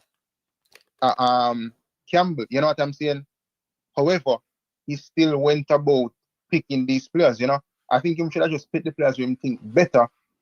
And I don't think there would have been any consequence. Analyze them could have found because again, them talk about the financial aspect of it. You know what I'm saying? Oh yeah, go fire man. Here's my view on this, and people won't like me saying this. Everybody, including YouTubers, feel pressure in picking their team, and yours truly is included. And here is why: because we have the diaspora versus the local thing. You're concerned about picking a total foreign-based team, or not foreign-based, a team that was all the players are born overseas, because you know what the feedback's going to be. You're anti-local. You're this. Everybody, including yours truly, are concerned about doing that. So you think about that when you pick a team. So for us to say McLaren shouldn't do X, Y, Z, it's hard on McLaren, especially when it's coming from internal JFF, which it does. People don't realize that everybody, and people say this, I say them now and tell the truth. Anybody who pick them team, think about the local versus diaspora and pick them team. So yours truly will do this, and I'll throw some things out, the crumbs out, the people can hold up on the crumbs, because we just don't want to deal with the whole nonsense, frankly. If you pick me final 23, to be honest, there may be 2 locally born players in the team. 2. But even if that's the case, I pick a 23 or 26 man squad, right? In terms of the starting 11, I mean, you don't have to necessarily put a local man, which more than likely, no local player didn't even really feature as a first teamer throughout the qualification, right? In the last round at least. Well, no, Cephas did. Cephas did. No, when I say local, I mean local league. No, we're not talking about local league. We're talking about locally born play. We're not talking about local league. I don't feel pressure to put locally league. You feel pressure not to put Cephas. You put pressure not to put Cephas in. You feel pressure not to put Whisper in. You feel pressure not to put Bailey in. You feel pressure not to put King in. You do. But let me ask you a question. As influential as the Jamaica Football Federation is, right? Yeah. In a different universe, you feel like a Pep Guardiola can come to Jamaica and then try give him that out there? No, Pep a different thing, man. Because you can't use Pep as an example. You can't use Pep as an example. You can't use Pep. No, Pep is a winner, I know. But McLaren is still bigger than these individuals. You know what I'm saying? McLaren still went to Netherlands, won a Dutch title. He never qualified England for the Euros, but him still coach one of the biggest nations in the world. So I think he should have commanded that respect from day one when he come on to speed and these people. You know what I'm saying? Yeah. Look, he should have, but me not being personal, but if you look at his character, I'm kind of, I'm not gonna say himself, but him up in him age and maybe them way. Where's Minzy? Minzy, you still on? Minzy not on. Minzy drop off, man. Yeah, man, me there. Oh, okay. Yeah, so that's just my outlook on the situation. You know what I'm saying? No. Yeah, I understand. I say them ramp up recruitment and these different respective things, but this stuff should have been done before. Well, no, I think here's what happened. So it's like your football team, and may have 2 Man U fan people, What the first thing you're gonna do? What are you gonna do well in our season? You try to bring in new players, right? That's the first thing you do, right? Just think about it. What Man U do last year when them finished with on the league? They might try to bring in Mboimo and bring in Cunha and bring in you guys are bringing 24 new players if you could. You would, because you said the players not good enough. That's what they're doing right now. Yeah, but what I'm saying is, them finally identify. So okay, maybe some of these guys weren't good enough. Now we need to ramp up recruitment, right? But you should have identified that from even the Gold Cup campaign where we failed against Guatemala, we barely beat Guadeloupe because I think the outplayed Jamaica, and if it wasn't for Blake, you know what I'm saying? Yeah. So like these stuff you should have identified from a long time ago. And some of the positions where that is rumored that them are probably recruit for, these are positions from a long time ago where we know say we did kind of weak, you know what I mean? Yeah, look, I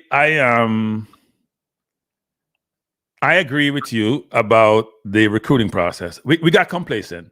We were so overconfident about getting to the World Cup We truly believe this team, which hasn't performed well for a long time, and we are focused. Here's what we do: we only focus on outcomes. We don't focus on process, which is a problem.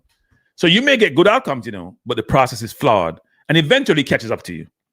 BVI, Cuba, Gold Cup, St. Vincent are clear, big enough sample size to tell you you weren't good enough, but you weren't listening.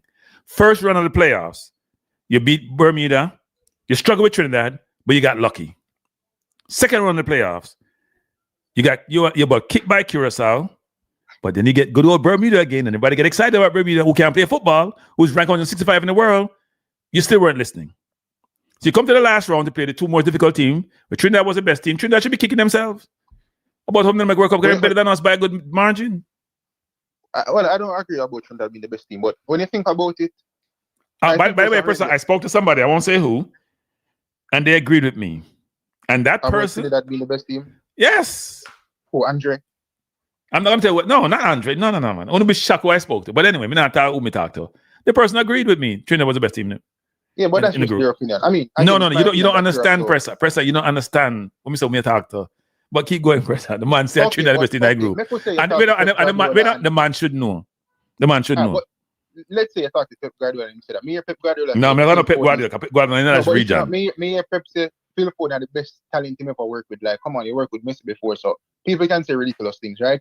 But at the end of the day, in terms of this campaign, it was a horrendous campaign. I think even a JPL team could have beaten Bermuda, so it's nothing to write home about. You know what I'm saying?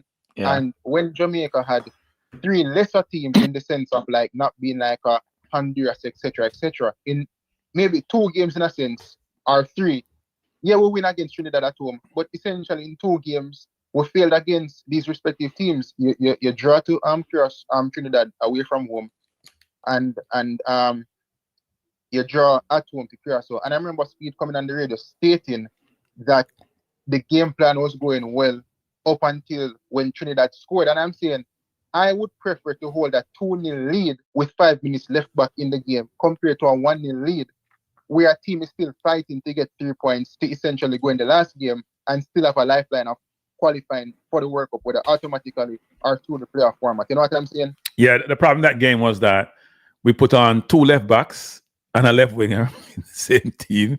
We had nobody in the middle of the park.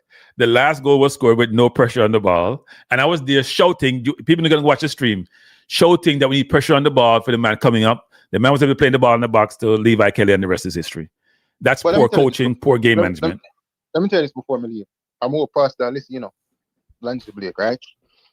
Recently, I come on and I say, see, for the worst player I ever see.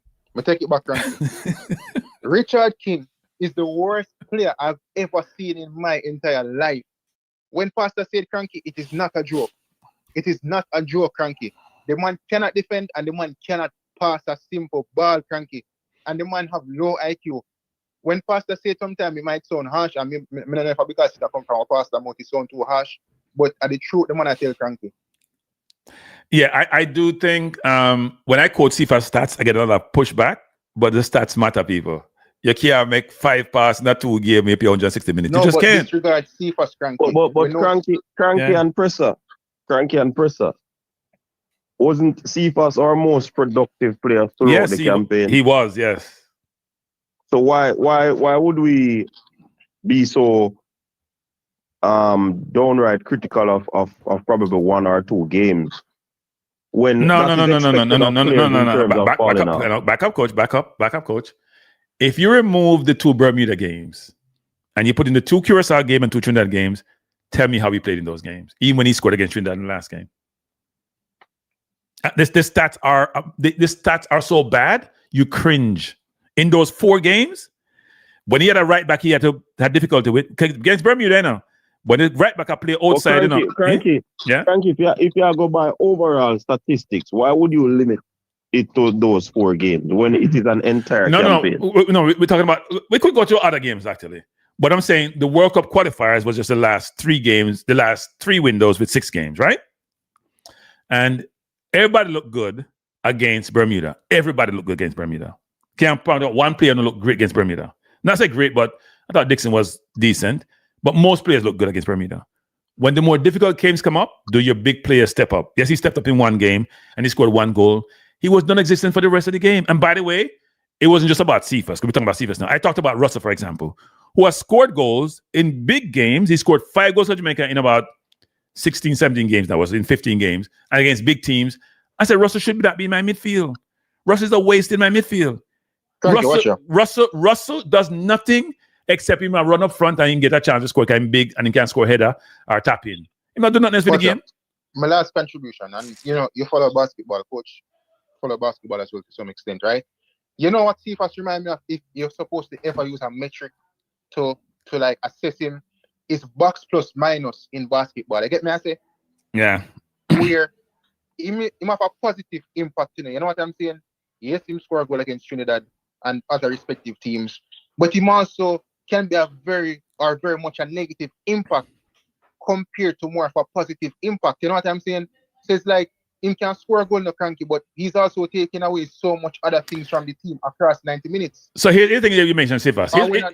You see, but hold on. Is it a case? Remember, if he's one of the productive players, and this is where I would beat him and the coaches, because I don't think he makes very good decisions on the field. Also, too, if he's one of our most mesmerizing players, so to speak, right?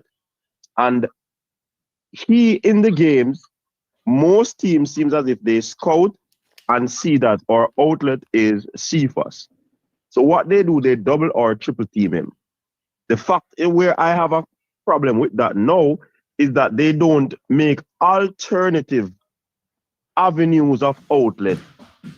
And when the balls go to Cephas and he loses the ball, then it stuck up his stats. And I'm wondering. No, Coach, I agree and disagree with you. Yes, he got double teamed the last game quite a bit. There are games where he played where he didn't get double teamed that much and he got marked the game 1-on-1. But here's the problem. He doesn't play. They say give what's taken to you when you're playing sports. If the opportunity presents itself, take it. If it doesn't, recycle the ball and start over. Every ball he gets, he sits down on the ball or he tries to dribble. There is no, let me play this inside to my midfielder. Let me do a quick 1-2 with my right back. Every ball he gets. I remember we say decision making is poor, Remember we say that. But coach, here's what we're also saying. Somebody else couldn't come in and do a decent job. That's what we're saying. Because he's getting playing time. What coach I try to say, and a good game is the Curacao game at the stadium where Cephas had a bad game, but I don't think he had a bad game in the sense of Cephas having a bad game. You know what I'm saying? Yeah. It's more so we didn't help Cephas, right? Exactly. One, the passing from King, and then the coach never really changed anything to kind of. No, I think it's both though. I think it's both because I watched the game and I'm saying when you look on the type of balls with Cephas. No. I'm not even talking about that. I'm saying this is this, which people have talked about, which is somebody mentioned that last night, which is this, and let's also go to Gray actually, because Gray got more touches, but he wasn't effective in his touches. So the question you ask yourself is this: when you're playing football, people, sometimes on the field you have to make decisions as players. Why wouldn't Cephas and Gray switch wings, for example? Why, if somebody had marked the game in a switch wing and change it up, the defense have to reassess? Maybe the coach not give them that instruction. They get so you do it. Forget the coach. You do it. There's something in the game where you have to improvise. The coach can give you instruction, but at the end of the day, you can improvise on the field. Of course. I saw a video where the coach, the striker, did not get got a penalty, and he took the ball to take it, and the coach was having a rant on the sideline. And he said that he's going to take the penalty, not care what will happen. And him, boom, he scored the penalty and I run towards the coach. The following play, him get a ball again and him turn inside out the defender and stroke it in the corner of the goal. And he was vindicated. So sometimes the players have to go against the orders from the coach and improvise, because you have to believe in yourself too, Yeah, I don't want to make this about Cephas because I don't want to beat Cephas. Cephas produces. He was the best, most impactful player in the playoff. That's without a doubt, right? He created the most chances. He probably, but when you watch his game and when I watch his stats after the game, and I'm saying the simple things, people, the simple things. That's why he's probably not playing at a higher level. He doesn't do. And then the most chances, but I mean, I don't think anybody else create more chances than him. First, we haven't got no midfield, so they ain't create no chance in the midfield. He's the only one crossing the ball. He's playing the most, so yeah, he did create most chances. Yeah, nobody has even probably come close. Just think about it. But he needs to improve going forward still. But I just feel like at the age of 25, maybe I'm just not at the level where I'm going to improve very much, to be honest, you know. If him do the simple things right, then he will get ahead a little bit more. But if that's not the case, then Cephas will remain at the level that he's currently at, you know. But that's what I'm left with still. Yeah. I hear you. And good win yesterday still, but you know. Good. Like Wait, you're talking about Arsenal now?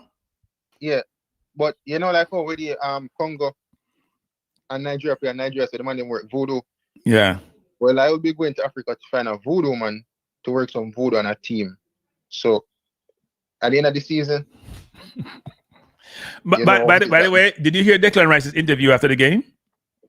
No, what I'm saying. He was very appreciative and he couldn't stop praising his coach. He said coach. Wait, no, he was talking about how the coach was so attention to detail. The coach gave them all the instructions about what to do out there. It materialized and they executed, and they came out with a victory. He was so. But frankly, around the people say coach and manager are two totally different things. You get me? I say. Yeah. But he does both, coach, right? He does both. He does both. I know, but he does both. I think it's more of a. Can I say it's more of a coach than a manager? I think he's improving as a manager. He's improving as a manager. Yeah, in terms of a coach, I think he's brilliant because since arriving at Arsenal, I think he has improved like majority of those guys to an extent, you know. But they're the ones saying, you know, they're the one. If he's inspiration, you know, here as they say, he might learn so much. It's like they never played football before. Seriously, when they talk about Arteta, it's like they never played football before. You hear Rice say it, you hear Eze say it, Marino say it. We talk about players who come from Spain, you know. When I talk about players who come from England, you know, they're all saying the same thing. That's why the coaching is an imperative and important and allows the players to learn the game, teach the game, as they want to talk about moments and elements of the game. And the players then can digest and say, you know what? This can improve me as a player. But anyways, coach, big up yourself and cranky. Yeah, man. Let's press. And press out. You can press up in the back. You called it and it came through. No, me never wish the man never qualified for the World Cup, you know. All right, bless up. All right, cranky, man. Yeah, I'll get your phone on charge and all. All right, bless me. Thanks for the call. Yeah, man. Bless. Good afternoon. It's afternoon, right? We start 9 morning. Afternoon now. Almost 1:30. Me done soon, people. I'm there from about 11:30 or 11:15. Go ahead, caller. Happy Thanksgiving, cranky. Same to you. Who am I speaking to? What can I say now? Right. Mr. Man. Mr. Man. Right, like people don't know themselves, people. Me ask the man when I talk to the man, hesitate to tell me. Boy, I'm skeptical. Go on, Mr. Man. Go on, Mr. Man. But if you don't know yourself, me can't help you with that one day. Go on. So, for Thanksgiving dinner, you're on the live, man. Wait, people. Not this me, no people. Not this me, no. Me have 300 likes, you know. People have 300 likes, not this me, people. Thanksgiving, no people. Me I take it from my family. It's my cost me now. It's that time for me leave the thing and come deal with them. Hit the like button, people, where you go. And subscribe to the channel. Thanksgiving, we not eat turkey in my house. We not eat turkey. So my niece is the one doing cooking because I convinced her to learn how to cook. Which she's doing. So we're doing chicken. I don't eat meat. Chicken, fish. I think we're doing salmon. She's gonna do some cake. Nothing she don't really eat regularly, but we're at Thanksgiving, so we just eat enough food. Nothing she do. She had a whole of something. Too much food. Why? So like you have it pot down, man. Yeah, no, I'm not cooking. I don't cook. She's cooking. So, and she has improved her cooking immensely over the last 6 months. So I think I can eat it. That's good. What about yourself? Boy, no, so I'm not probably gonna buy a 2 piece of KFC there and eat it. So you say you don't celebrate Thanksgiving? You say you don't celebrate Thanksgiving? I thought you said. No, I don't celebrate Thanksgiving, but. But if they did KFC, man, you wouldn't even say me buy some steamed fish. Can't get steamed fish. Wish we could get steamed fish right now. We surely not eat it. All right. Which state in that? New York. That's why, man. Well, you know, in New York, you can go. Hey, me see people last night. I went to a restaurant, random place last night to buy some food. Enough people do catering, and enough people order them food for Thanksgiving. So you say them not cook. Enough people, may I tell you. I was very surprised. Obviously, some of my specialized dishes, but so much people were ordering from that place. It was like a zoo. You go there, it was like a zoo, man. And then print money at the place there. Yeah, so, but cranky, what me ask still, you know, is I don't know if you watch the interview with Klaus. yesterday. I think he did it yesterday with the fix. No, I didn't watch that. I didn't watch that. No. Yeah. Anyways, that I think everybody has the same sentiment in regards to the what the Reggae Boyz did to our country in terms of after them show little to no enthusiasm on the field, and a few of them went to a party afterwards. I think every one of them should learn and take a few pages out of Andre Blake book, because Andre Blake is a true professional. And whilst I don't know him personally, just on the optics, the man is married. I think he has like 2 kids. How he represent himself, how he carry himself. Forget to be a captain for Philadelphia Union for so long. They're not just be the captain to any and everybody. Like, I think you have to be a true leader and just watching some of his interview, because one time I took the time out to just watch some of his interview with Philadelphia Union, and I'm like, whoa, this guy really represents himself well. No, he does. He does. Yeah, and I think that's the reason why he has the career that he has. And I've never really seen Andre Blake, even when the guys are out and about. I've never really seen Andre Blake doing those stuff, and I can tell that he really know what he wants, even outside of football, even probably after football and football career end. And I think that is the difference between a short-sighted man and a person who has vision. You understand? Yeah. But when we look on the local man, them, me see, all right, me not try to bash nobody still about. The truth of the matter is, there's a time and place for everything. And me see, class come out and say, the man them do this and do that, and then me see Whisper make video and talk about, me should just see and do him for do to you. Like what Whisper said? Me should just see and do him for do to you. Bro, I want to look at Whisper. More if I look at money when them youth start make a get to them. Bro, them feel like class them a walk over.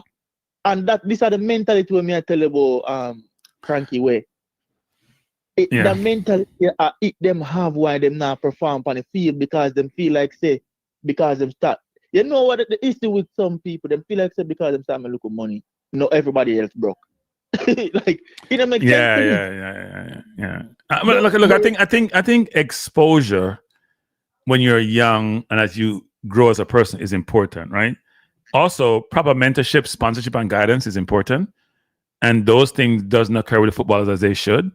So a lot of people who play football come from challenged background, right? Just globally in general. But in some places, when kids go to the academy, they're educated both in life and in football. Jamaica doesn't have that as much.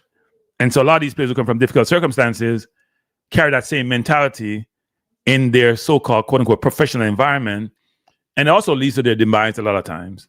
And their behavior is reflective of where they come from, and they have enhanced themselves as people and their intellect as they grow through the process. And they have poor advice sometimes, and poor mentors, and poor agents who just want to do the monetary component of the relationship and not the holistic person to help them grow, develop, evolve. And you see that manifest itself in the public domain. Absolutely, it's true, because I feel like the talent is already here now. The talent is on the island. It's just most of the time it's discipline that the guys don't have, right? And I think if I'm a friend of any of these players, I would tell them straight that, listen, brother, like, focus, be disciplined. But you find out, because you see a lot of people, because their friends most of them are like bootlickers. And that's why it's hard to really have true friends, because I would want my people to tell me that, bro, focus on your football. When a time for party, or when you know this is the opportunity where you always want as a youth, focus on it, make the best use of it. A lot of people I say, because I mean, in some cases it could be so, but I feel like once you have the talent, they cannot overshadow you, they cannot overlook you, because a lot of people might say Tyreek George is because Tyreek George English. But when I look at the mindset, just from the optics again, at the difference between Tyreek George and a whisper. You can tell that Tyreek George, they're trained to be a professional football player. And a professional football player doesn't just come down to talent, right? It comes down to discipline. It comes down to what you want for yourself. It comes down to good morals and principles. And when the Jamaican people in might talk and criticize them, I want the players them to understand that I don't think any Jamaican would actually want to see their own national player to not come out to amount to something good. But the really and truly is that the people are tired of what they call that false hope, because they see the talent, they know that it's possible for you guys to do and get the job done, but it's the own behavior. It's what pulling you guys back down, and it's time for you guys to look in yourself and be like, wait a minute. If the people in my circle are truly my friends, I'm not going to tell me to do that. They're going to tell me, say, bro, focus on what I need to get to get the job done now. And in the future, when I do what, there's a saying that said, do what I need to do today so I can live for tomorrow. So, Kanki, that's all I want to say. I just want to tell if anybody... I appreciate the call, and I think the point you're trying to make is that these are kids who need to act more responsible, and they need better guidance and better support to allow them to maximize their potential, to improve themselves as individual being, and to be good members of society. That's all.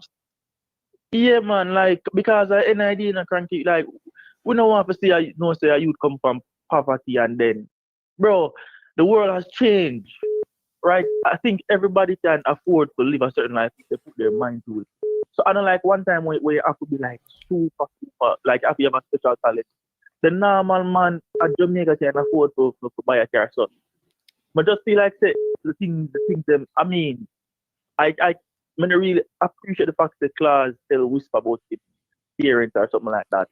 Or make me feel like they probably go too far, but I can understand the sentiment in terms of he has seen a lot of Jamaican players over the years who could have made it elsewhere if they just had the discipline and if they just had certain people to tell them the harsh truth. Say, Bala, we see people like Uno before now. And I see the mentality we want to have, it's going to make Uno crash in a life. And you have some man that say, all right, then you're going to say the Bala didn't have personal life. But there's a time and place for everything. And if me a footballer and me know say the background of me I come from, right? Me know say certain things not easy for me and my mother did a struggle with certain. You feel like say because I start my little bread, I say eat that. There are way much more bread for me because when we look at going to my peer group, I realize that I'm not reaching away. I might when I come on my yard, I might be able to buy a little food here and there. But when I look amongst those who are actually on the international scale, I don't reach. I'm just not even a deep amongst the bucket. Some of us feel like the man them to just renew their mindset, bro. At the cultural aspect, I get the youth them in a trouble. And many times people talk blame ghetto youth. Let me tell you something. Ghetto youth, stop with this entitlement mindset, and because most of them even pay tax. So uno have the biggest entitlement mindset and uno not even pay tax, brother. Most of them not even work to help the country to give you the lifestyle uno want. And yet still uno have the biggest entitlement. And also it work and that's the culture, bro, we are transitioning on our career. And it a kill uno off. All that we have to work together, renew your mindset when we start look at our people as one, bro, and look at the greater good. Look at the fact that, so if I put in 10 more hard years, bro, Cristiano Ronaldo a billionaire, you know, and him start from dirt, you know. And Cristiano Ronaldo 40 and still a push. Like there's no way he can have certain opportunities. Thanks be to God for Amari'i in life, but say for example, if I was like a one of them youth who play ball and me know say we come from certain lifestyle, there's no way on earth me can get certain opportunities and then I play with them. Like me feel like say, me don't need nobody to tell me say don't play with it. Me don't need no mentor. Me don't need even if you're my friend and you talk about yo bro, yeah man.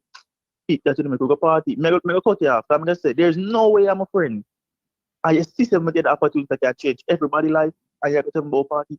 Better tell me, say, bro, see some nutrition here, you know. Bro, you know, so we find a hill, make we go run up there. We go wake up X time and we go up there. Bro, what we can do to help you make your career better? At that moment, you tell me, because you know, say, if you put in a good solid 10 years in that career, my life can change. You can't go for go taboo or one of them, whatever them go, or club maker, go party and dash your money and me not reach nowhere yet. One injury can just dash my whole career like recently. So again, I give it over you, Crank, but again. Yeah, man. Bless up. Thanks for the call, sir. Respect. Yeah, man, bless up. Nitro says, Cranky, do you believe the players are using... 1 second, caller. Nitro says, Cranky, do you believe the players are using possible late call for MG Mason Greenwood as an excuse, but all along they're not for him being in the squad? No, I think the players probably want him in the squad, but they're probably upset that he didn't come in. Good afternoon, caller. Who am I speaking to? Christy. Man, limit people to 5 minutes. Coming for leave. Michelle leave already. So you have 5 minutes. Okay. To pass that, try call me to him. I'll get 5. You don't know him, use 5, and then next person 5, let me done. Go ahead, sir. Okay, regarding your player selection, you know, it's your opinion, and I'm not going to fight anyone for the opinion. However, I think one of the main reasons why the team did not qualify is that there are some structural issues with the JFF. And with the team and with the JFF, regarding that, the coach did not have a free hand in player selection, and the team did not have a winning style of play, right? And in my opinion, the style of play precedes the players.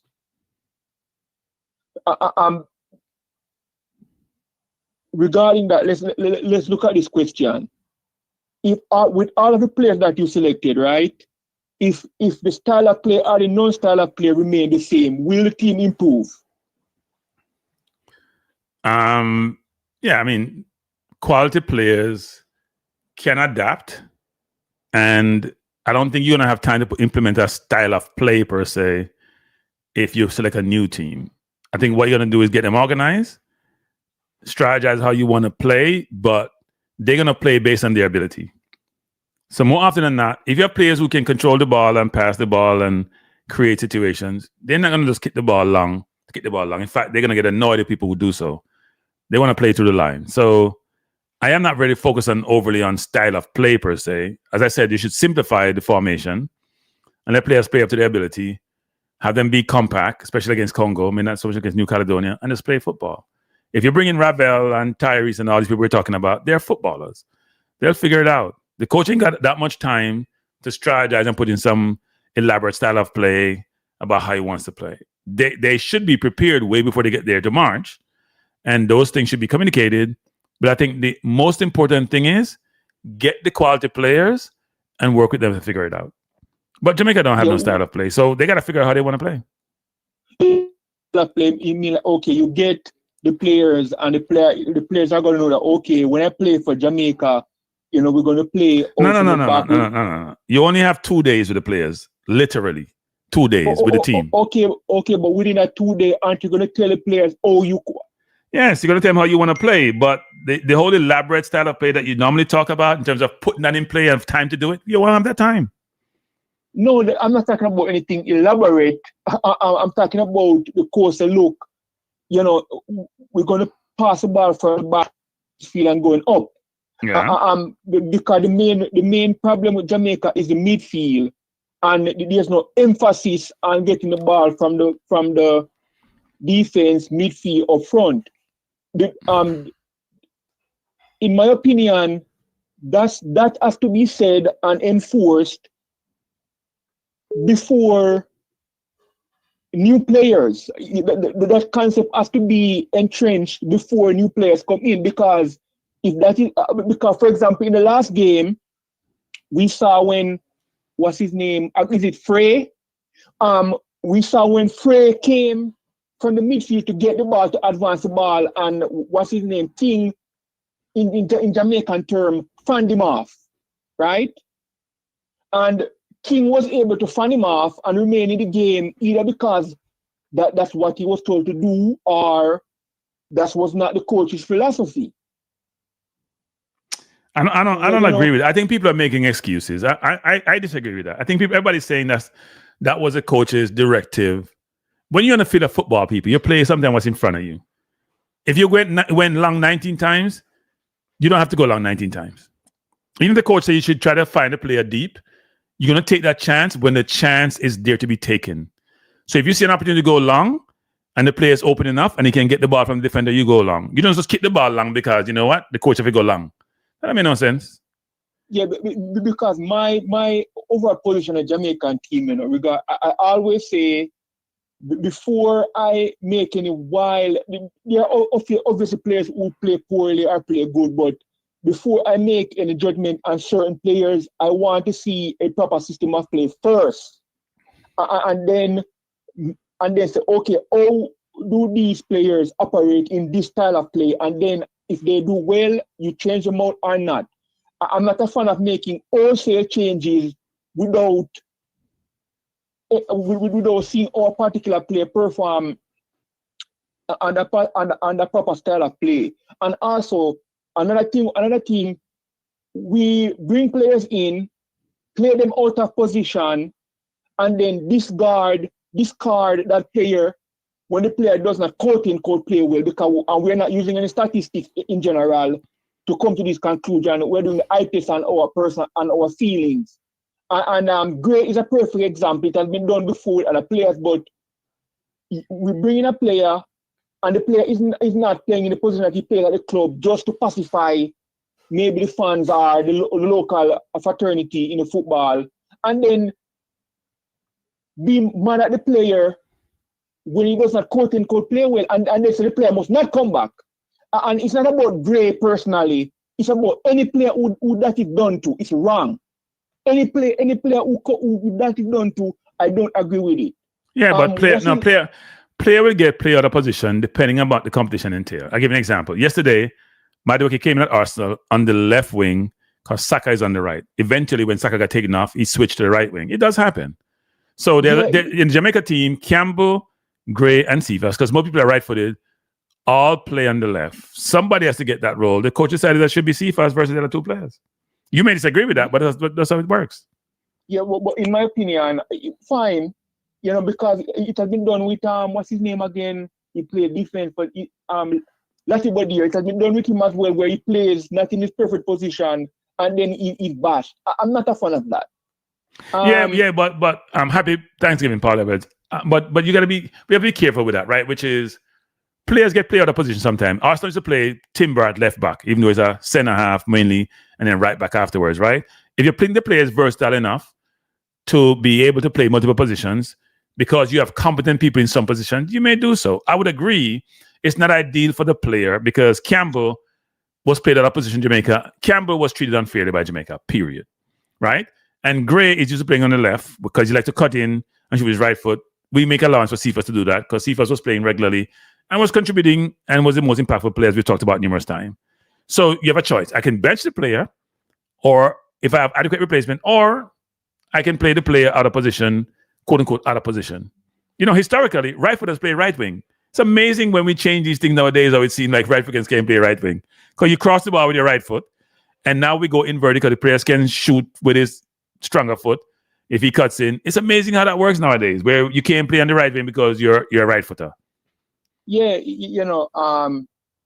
the other thing, if the coach is left alone, the proper players might be selected. We cannot bring in players also who are playing higher than other players at a professional level, and then those players, and then you switch the role and put the player who might be at a lower division above the player who is at a higher division. To me, that does not make any sense. And I've been on a panels and I hear that because players play different for club and country. I disagree. Your talent is your talent. And you guys are talking about, it was not working and Gray and Cephas could have switched or whatever. And before we say that, we have to ask the question, is the atmosphere in the team so that Gray could have told Cephas to switch? I don't think anybody's telling people to switch. I mean, Cephas wasn't being effective on the left, so you say, hey, let's switch. Right? Yeah, but you could even do it at halftime. You could even do it at halftime. You could do it at halftime. Yeah, but we don't. But you're speculating on something we have no idea about. No, but we have to first talk. Before I can talk to you, Cranky, I have to have a relationship with you where I know that I can talk to you about something and you might listen. Right. So, but I'm saying again, I want to say this: we're speculating. We don't know, so we don't know. I know we're speculating, but that speculation is warranted. What atmosphere? That speculation is going down a rabbit hole. I'm telling you, it's a rabbit hole. No. We have to make the assumption they didn't switch because they're not used to switching. You can't create a situation and say, you know what? We believe that the environment may not be conducive to that such engagement. They not get along, or it's local versus foreign, so therefore they don't ask the question. I am not saying that. I am not saying that that's not the reason, but I am saying that all things must be put on the table. Also, the captain and the team also could have seen that, and the captain would have had more say in making changes on the field. So, Blake was the captain. Maybe he saw it, maybe he didn't see it. He could have made the changes as well. And maybe if the captain was an outfield player, maybe that would have been picked up more quickly and changes. Yeah, but Crispy, players don't switch like they used to in the old days, actually. Crispy, yeah, one more minute. Because I get caught from people. I'm saying, people have a close on the stream. People say I'm being ridiculous at home. So I'm going to leave. I get beaten, people. Sorry. But Crispy, you're 1 minute. 1 minute. Finish what you thought. Sorry.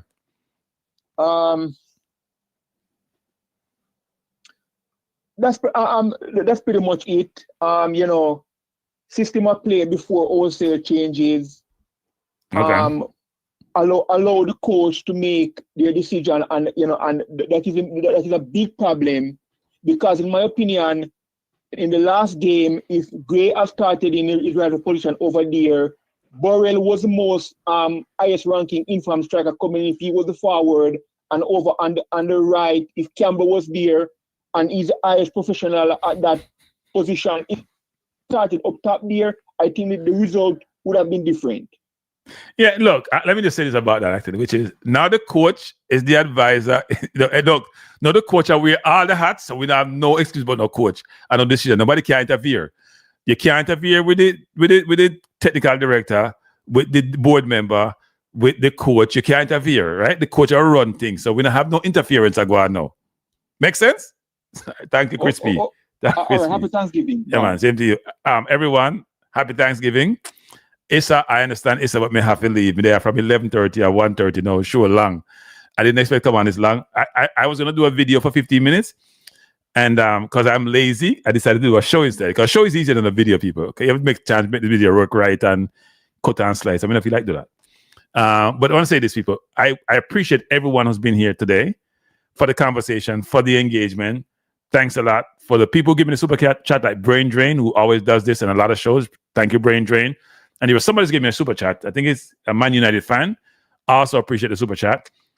People, you can become members of the channel, because I'm going to start, when I get to about, say, 20 members plus, I'm going to do members only show. So Brain Drain, you can become member drain. And we can learn something, Brain Drain, even though nobody can teach you nothing. So your brain is drained. First of all, I want to say this. I know some people are complaining about the history of Thanksgiving. If you read the history of Thanksgiving, there are conflicts in that whole history of Thanksgiving, where there was the Pilgrims way back when, getting away from religious persecution and blah, blah, blah. Was the Native Indians who got slaughtered. There's a lot of people with different view. It's a holiday, people. And we celebrate holiday.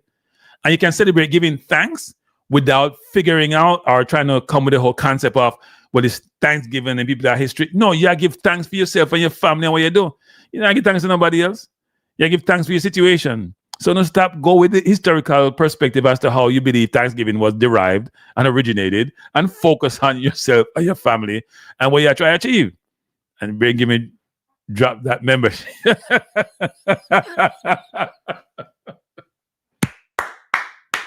Only brain drain.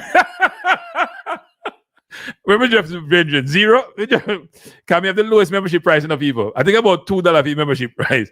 And we have brain drain if we drop the membership price. We can't go to zero brain drain. And on me on YouTube, they don't allow me to go to zero. Only brain drain people. Yeah. So anyway, people, have a wonderful Thanksgiving with your family. Enjoy the food. Enjoy the time. And who knows? I could do a show tonight later. Who knows? If things not go right, if I hear me eat too much, I'm going to get full up. I probably say, you know what? Do a quick show. Let me drop on last night. Me drop on today. So, but before you go, hit the like button. People, please hit the like button. Because when you hit the like button, people watch the channel. Please subscribe to both my channels and also my my website. I'm trying to write more articles, but I need encouragement. All right? Subscribe to the website, people. And enjoy the Thanksgiving. And Brain Drain join. Thank you, Brain Drain. I appreciate it, sir. So going to follow Brain Drain people and join the channel. Be a member. All right? Bless up, people. Peace out. Enjoy. Bye for now.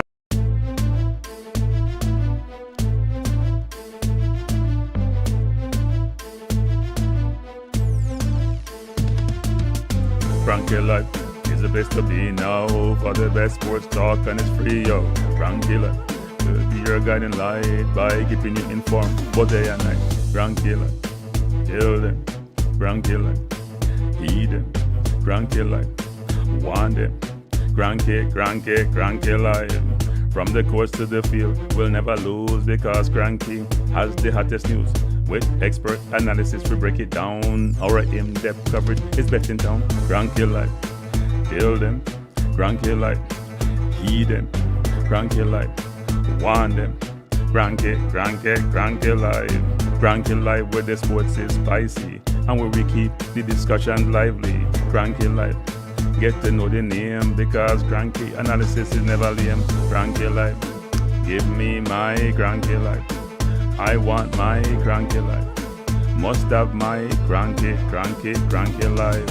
Whether it's football or track and field, you know Cranky is at the wheel. So join the journey through victory and defeat and subscribe and don't miss a beat of Cranky Life. Tell them, Cranky Life. Heed them, Cranky Life. Want them, Cranky Life. If you're from England or USA, from Kingston or Bombay, from Kenya or Canada, Lagos or Havana, visit Cranky Life. Tune into Cranky Life. Like up Cranky Life. Subscribe to Cranky Life. Cranky Life coming to you on weekdays. Cranky Life sometimes on Sundays. Pull up a chair and take a seat because Cranky will always bring the heat. Cranky Life. Me say fi tell them Cranky Life. Me say fi heed them Cranky Life. On them Cranky Life. Cranky Life will be around. Cranky Life is the best in town. Me say fi heed them. Me say fi want them. Me say fi heed them. Want them, heed them, want them. Cranky Life. Cranky Life. Heed them. Want them. Heed them. Want them. Cranky Life. Cranky Life. Heed them. Want them. Heed them. Want them. Heed them. Want them. Cranky Life. Cranky Life. Cranky. Heed them. Want them. Heed them. Want them. Heed. Want. Heed. Want. Heed them.